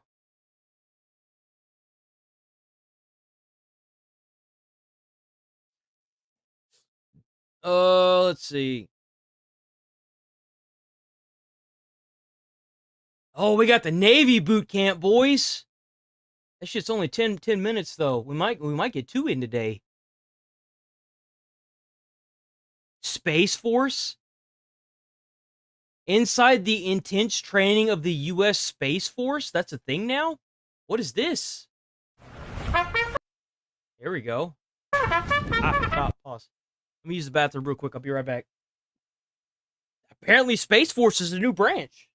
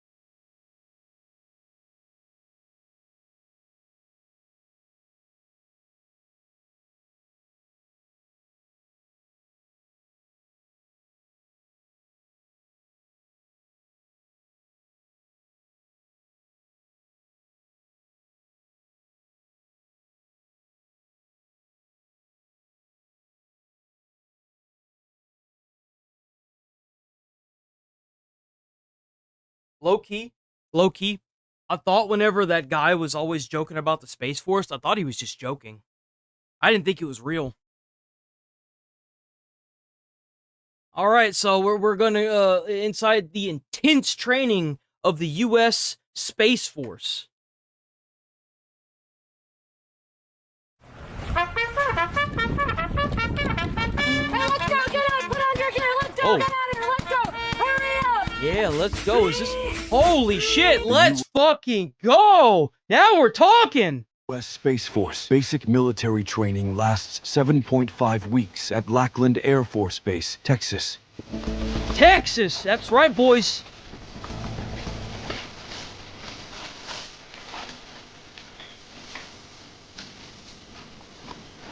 Training includes physical conditioning, military customs, and space Damn, that's operations. right, man. Get suited and booted. Let's go! Fundamentals. Oh, I love seeing this. This is gonna be a good one. Hell yeah! Yo, how is Space Force harder than Air Force? Like, what the fuck? Recruits are called Guardians, reflecting their role in protecting U.S. space Yo, that's low-key, that's badass. They're called Guardians? assets. Damn, they're already got guns ready and everything. Holy shit.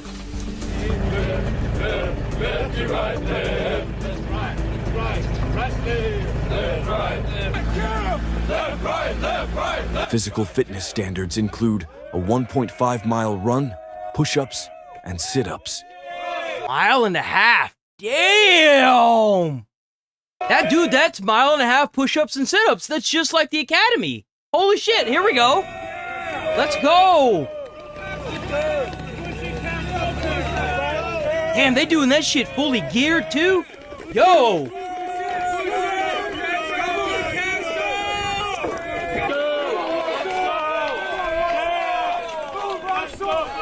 Guardians undergo cybersecurity training due to the high-tech nature of their mission. Damn, okay. Damn, they gotta move the mound of dirt out of the way too.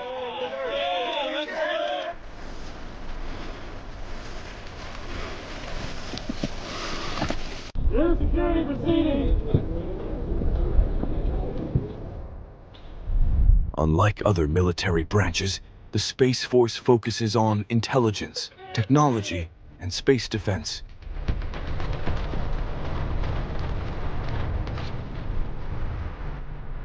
We're security here.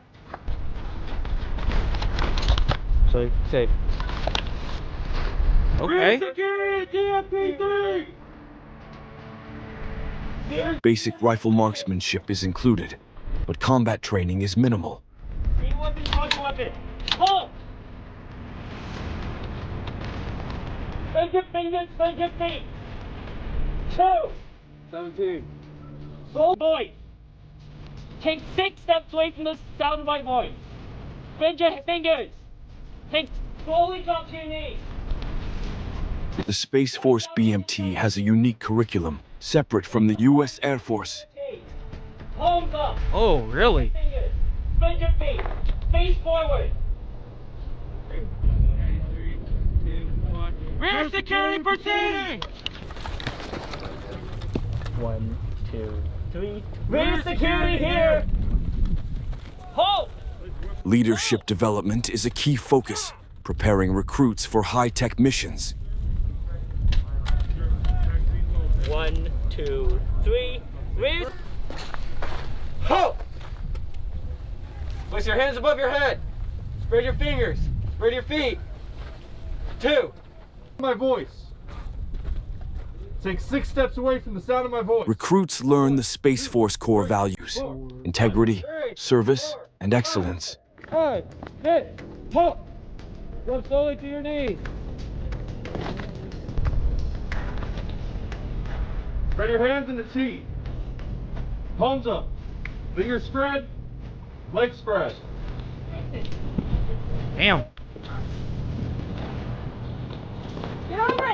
The obstacle course tests recruits' strength, endurance, and agility under pressure. Hurry up, Roar, I'm okay. Damn, bro's having a crab walk this. There you go, there you go. Catch it. Now we're talking, bro. This ain't nothing like the Air Force. It includes challenges like wall climbs, rope swings, balance beams, and crawling under barriers. Up there! 4, there.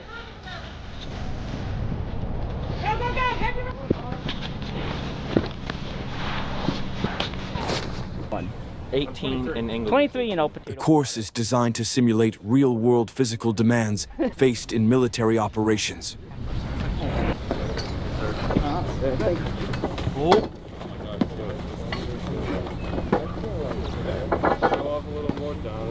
I'm kind of surprised how many of the military branches use this.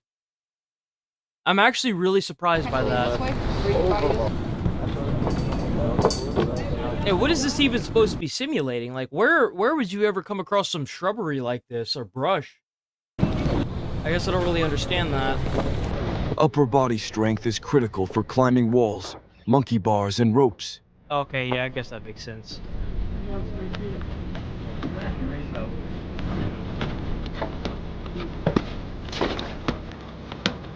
Yeah, they gotta do that with gloves, too? Gloves look like they're a little big for him. They're falling off. Lower body endurance is tested through long jumps, crawling sections, and uneven terrain. I bet that with that 1.5 miles, dude, I bet that sucks. Go.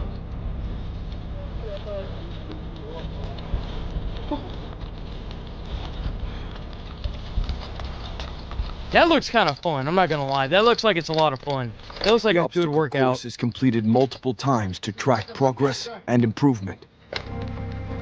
When you get on the rope. So these guys are stuck wearing their gear the whole time, no exception, and they're wearing face masks as well. I wonder if they recorded this during COVID or if this is just part of their routine because they have to get used to wearing a face mask. That's crazy. If that's the case, like.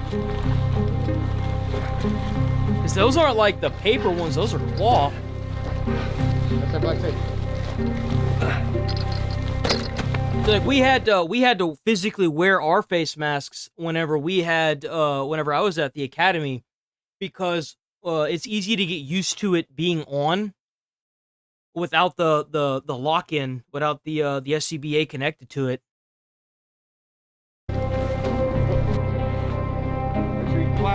Expeditionary airman skills. Training prepares recruits for deployed environments. This already looks way harder than the Air Force. Space Force isn't messing around. Let's go.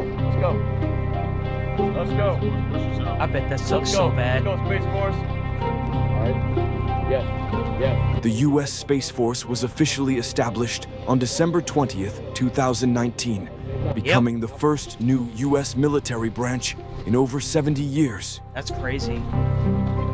That's really freaking cool. Let's go. Stay low. Yeah, whenever I went through the academy, they trained us to where we can actually put a hole in the wall while fully bunked up.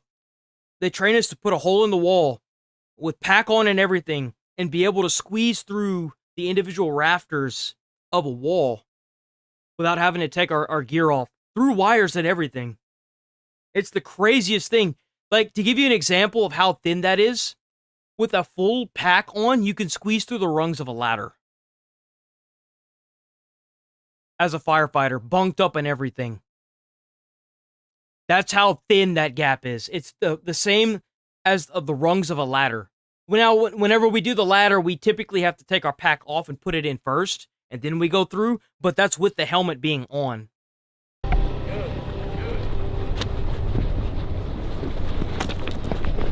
The Space Force operates under the It's kind of crazy. Department of the Air Force, similar to how the Marine Corps operates under the Navy. Yeah, it looks just like the Marine Corps. This actually looks a lot like the Marine Corps' obstacle course. Yeah, it pretty much is. Like, there's the black tubing. I wonder how often they gotta go out there and clean out the wasp nests. I bet they gotta do that shit, like, constantly.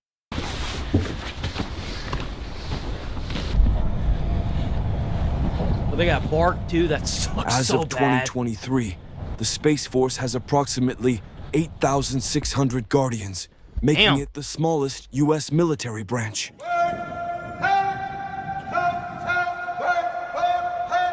Yeah, why do some of them have face masks and some of them don't?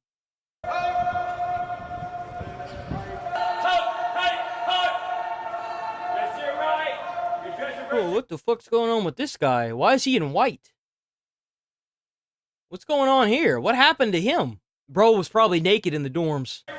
Got called out. The U.S. Space Command, reactivated in 2019, works alongside the Space Force to ensure U.S. military dominance in space operations.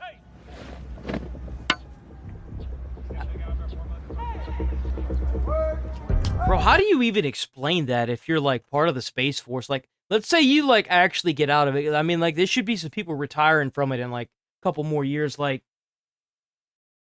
I don't know. That's what's weird. Apparently, it maintains air dominance or, like, space dominance? I don't even fucking know. It feels like this branch was just made out of thin air to, like, I don't even know, man. It's weird. Like, do they all get to fly a plane or something? Like, what do they do? Cover. It's so freaking weird. Like, what branch were you on? I was part of the Marines. Space Force.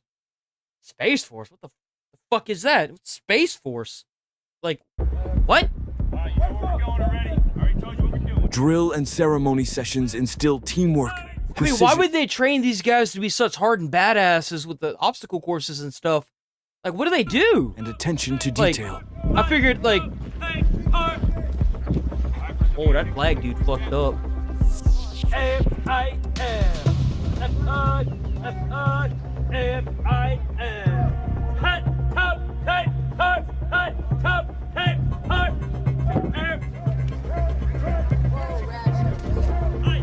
Damn, it's early too. Like, they're doing morning stuff too. What the fuck do these guys do? The morning physical training session. In Space Force, BMT begins before sunrise to instill discipline and resilience. On the hydration schedule. Bro, this is nothing like the Air Force. What the fuck? 3 quarters to 1 water. Yeah, do they use... That's a good question. Do they use space guns? Hey, this is what we had to do at the academy.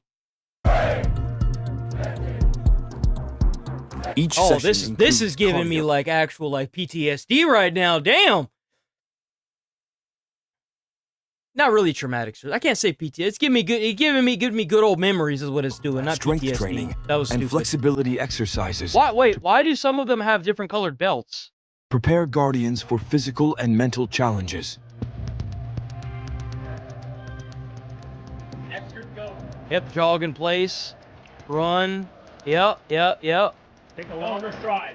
That's all you need to do. Longer stride. High-intensity interval mile and a half is used to improve endurance and aerobic capacity for operational readiness.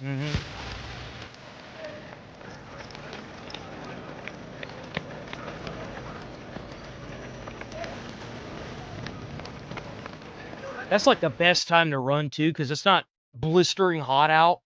You get a mile and a half knocked out right there, dude. You have the rest of your day ahead of you. Training focuses unless on they do it core again, then that strength and sucks. upper body conditioning, crucial for handling technical and operational tasks. What the fuck do they do? Explain to me what they do!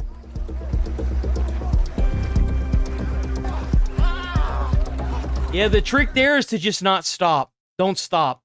Because if you stop, you'll get an instructor on your ass. Just keep moving. Jog through it, man. Team-based workouts build camaraderie and morale, reinforcing the importance of unit cohesion. See, this is what makes all the other branches other than the Air Force so good, is because, like, you're going through hell, but everyone you're with is going through hell. How is it that the Space Force's shit is put together more than the other branches at this point? Because, like, there's even, like, women in this. Like...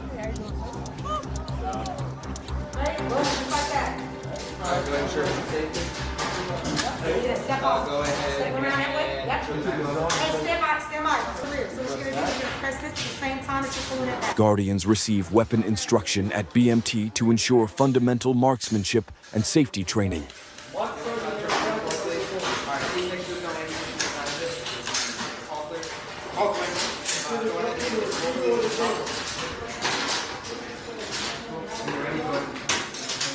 Yeah, now they gotta take that damn thing apart. It's kind of crazy how similar an airsoft weapon is to an actual, like, weapon. They even have the big-ass spring in the center Training of it. includes handling the M4 carbine, focusing on aiming, firing positions, and trigger control.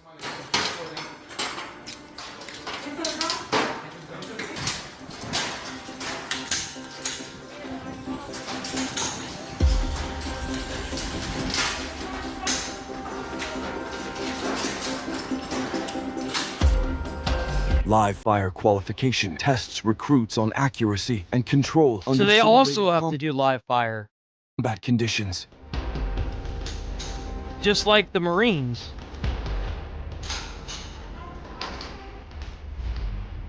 Bro, this seems like an amalgamation of, like, every, like, all the branches in one.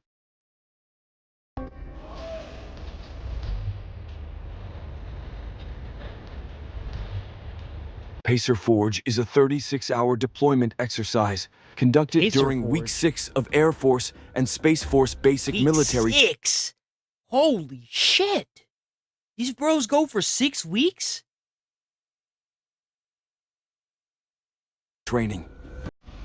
That's about how long the other ones are, right? Does this one go for longer?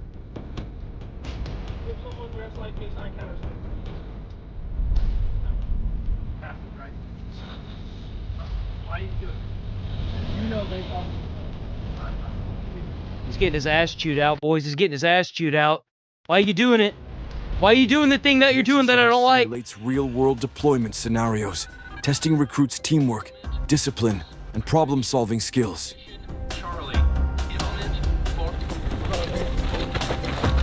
Yeah, boy, now we're talking. We're running with guns. Let's go. Yes, sir. See, this is the kind of shit that I'm talking about. Face your face to the right. Trainees are placed in a field environment where they must operate as a team to complete mission objectives. 38, 37, 36, 35. Damn, they actually have like bunks too.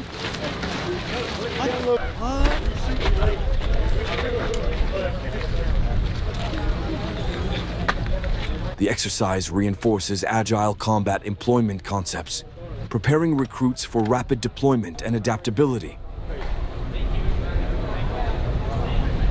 Yeah, like, cause like they have to sleep at all this stuff. Huh.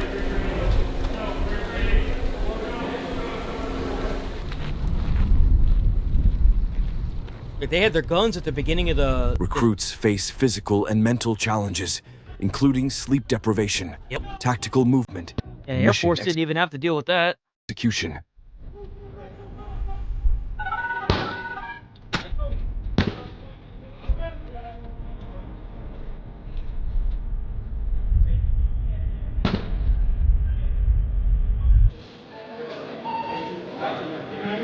You ain't even gonna lie.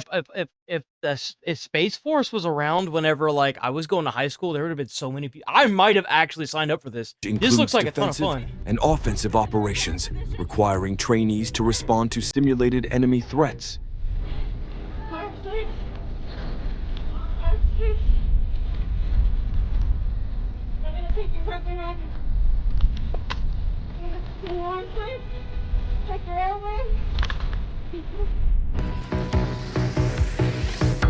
Damn.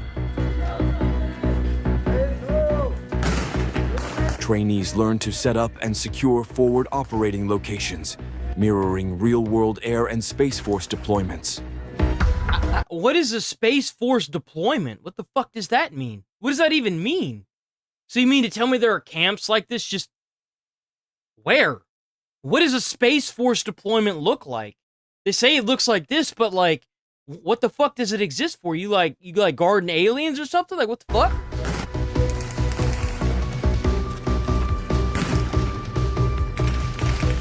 Ah, there ain't no way they playing video games. Those tents don't have any power going to them. Fucking shit looks like a video game, though. No, this is actually confusing.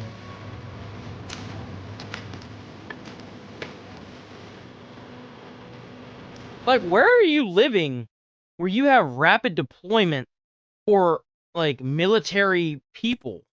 Unless you're, like, in Afghanistan or something. Like, what?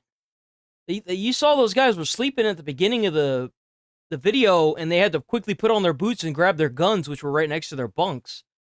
Like, what? Isn't that what the military's for? Is that the army? Like, why? What? I'm so confused. Is this for like a space station? Like, are they like using like? The exercise integrates leadership training. I'm so confused. Pushing recruits to make quick, strategic decisions under stress.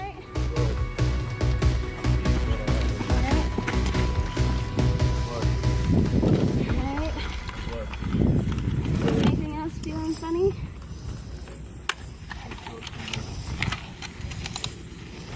Alright. Alright, nowhere else. Nowhere else. Pacer Forge marks the transition from trainee to airman or guardian, symbolizing their readiness for military service. I heard it over here. Explosions and gunfire. Explosions, gunfire, what does that tell y'all? One. Don't even care about their own life, let alone yours. Don't you think they might be inclined to take advantage of unattended weapons? Yep. Successful completion is required before recruits move on to their technical training in Air Force or Space Force specialties. Because of the name tape over your left chest? I really hope that you never make a mistake like this again. Oh, the whole platoon's getting their ass chewed out. Oh. You understand me? Yes, sir. Do you understand me? Yes, sir.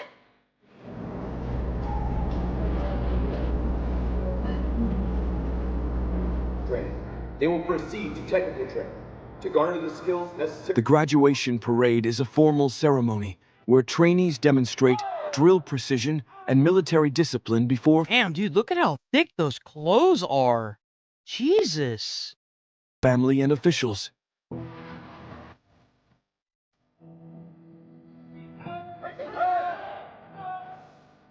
That's crazy at how thick those clothes are. And the invocation given by Chaplain Harris. Graduates move on to technical training, where they specialize in space operations, cyber warfare, or intelligence missions for the U.S. Space Force. Okay. So I guess that means that they're more like spy field operatives? Weird.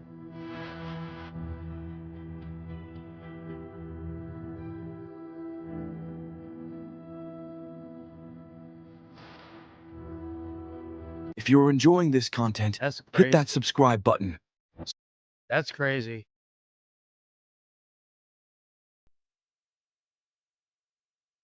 Huh. That's actually kind of crazy. That actually looked a lot of fun. I'd probably join that, honestly. I would join that. That looked like a ton of fun.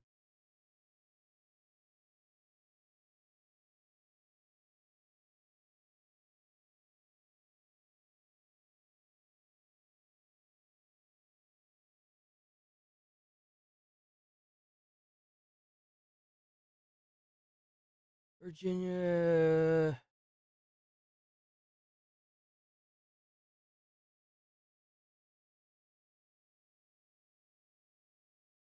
Man, they are hopping on that.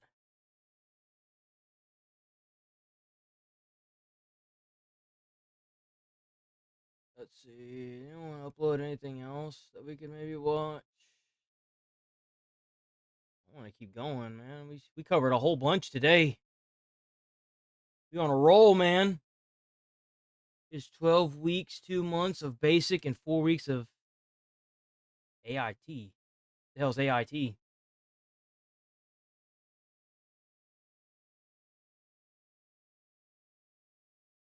So this is the new. Here we go.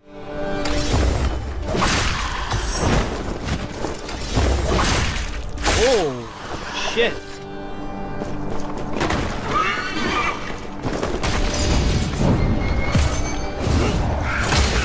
Damn!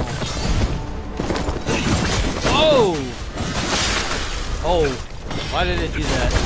Someone trying to hide stuff.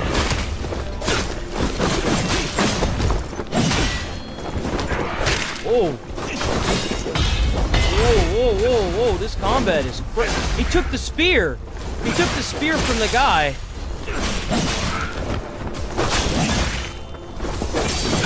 This thing just won't die. Damn! That combat looks cool. Holy shit.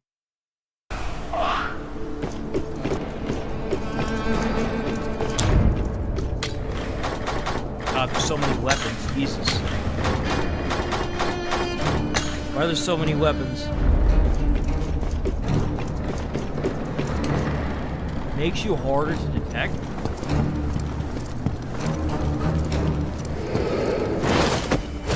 Oh!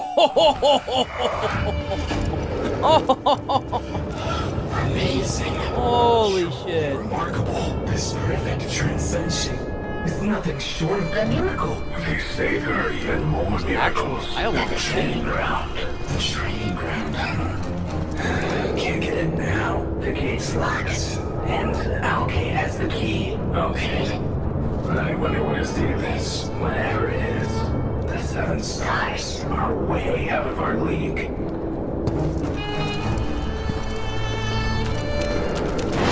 Oh! Oh, you could do a double assassin. Oh my god. Hey, Shadows! Assassin's Creed Shadows, maybe you should have taken some notes, huh? Oh, wait. You're out of business already.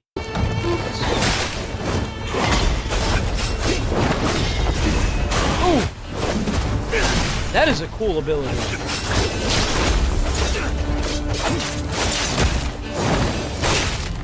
Damn! Yo, I might actually play this game low key.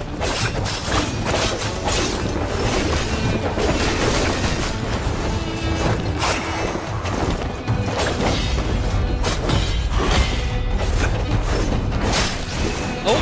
Oh! Nice!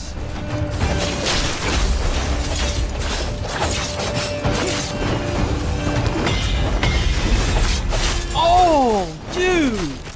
Yo! That is fucking sick! Oh,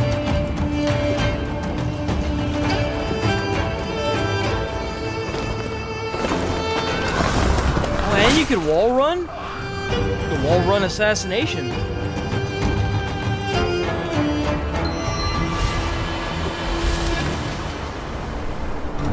Whoa.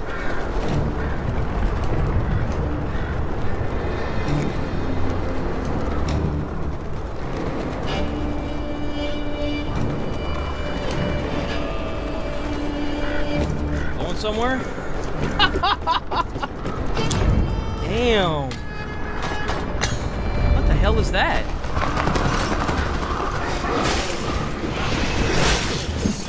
Oh, damn, and there's enemies fighting each other?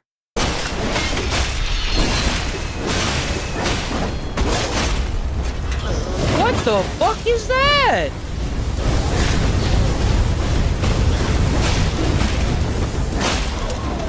Yo, this looks like a ton of fun.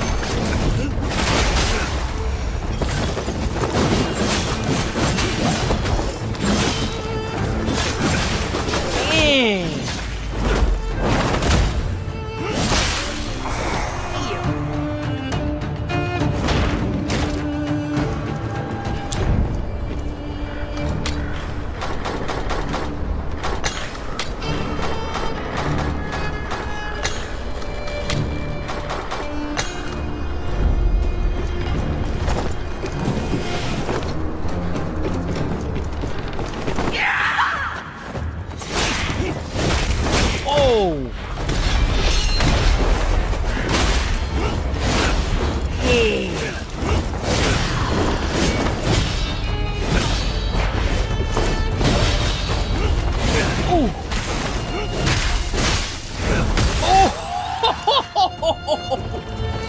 Yo, this game looks really cool.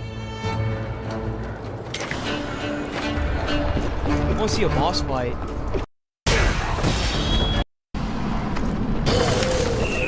Ew. Oh, that music though.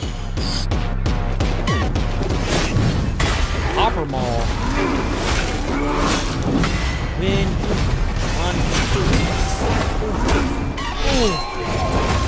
Oh! Oh!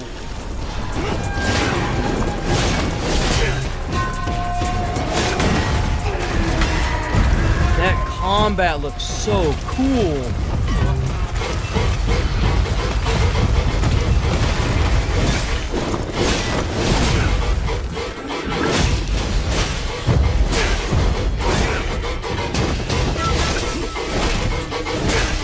Big old chunky boy, man.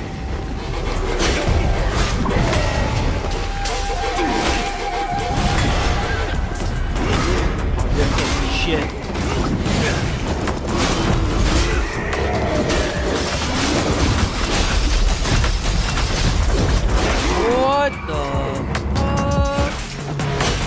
know about that health though. That health looking a little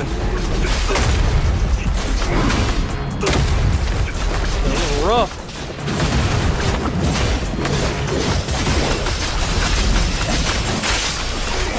Damn!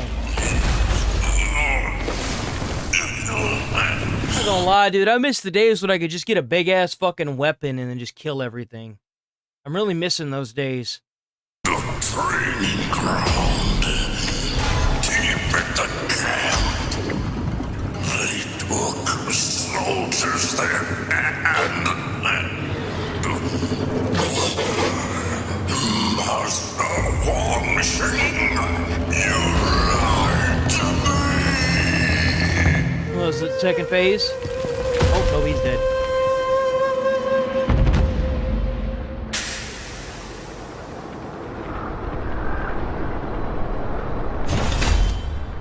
Oh, you get the weapon. That's...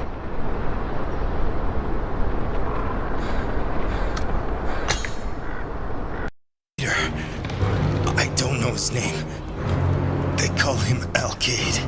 They have the key you need.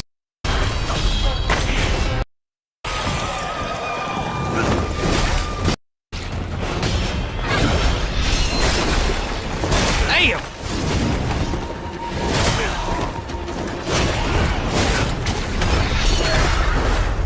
That combat looks amazing. I've got to get rid of this hero figure for good. No way. Hold on. Wait a minute. Good. Dude, so whenever the camera went behind the fence, it made the fence disappear. I've got to get rid of this hero figure for good. So the camera isn't blocked.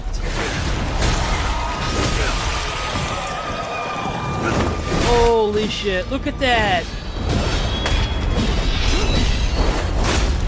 What? That's so cool. Oh my god. Finally somebody who's played a Souls-like it gets it.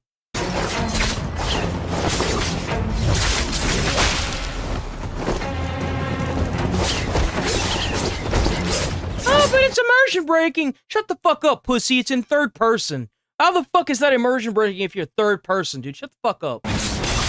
Stupid ass. It's immersion breaking! Fuck up.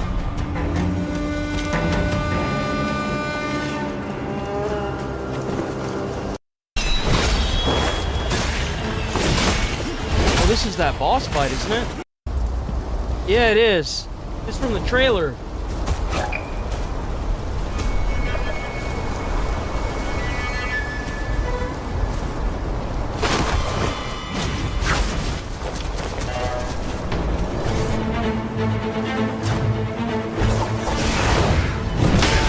Damn! That was so fucking clean.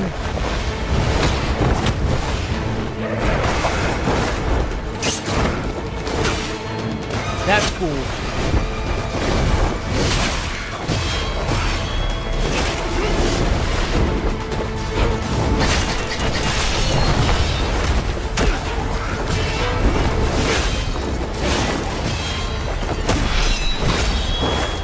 That combat looks so cool. Oh!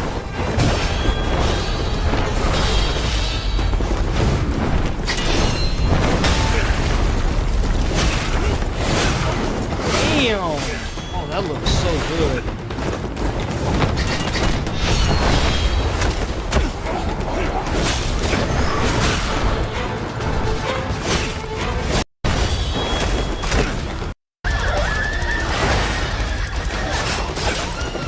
Yeah, we already saw this from the trailer. This looks really fucking good. I'm impressed with this. I really look forward to seeing this come out. I might actually play this one. This one looks really good. Well, I'm gonna want to see the reviews and I want to see a few things, but I might actually play that. You know, we probably go roll up out of here. We will be back on tomorrow. That looks really good. It's called Phantom Blade Zero. That looks really good. We'll be back on here tomorrow, bright and early, same time, same place, boys. Thanks for watching. Thanks for sticking around. Thanks for chilling. I gotta get off. I got a lot of fucking videos that are about to be published.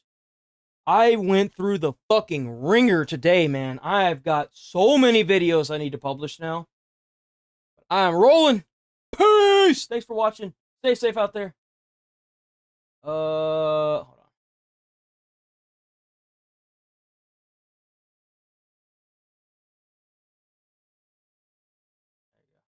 There you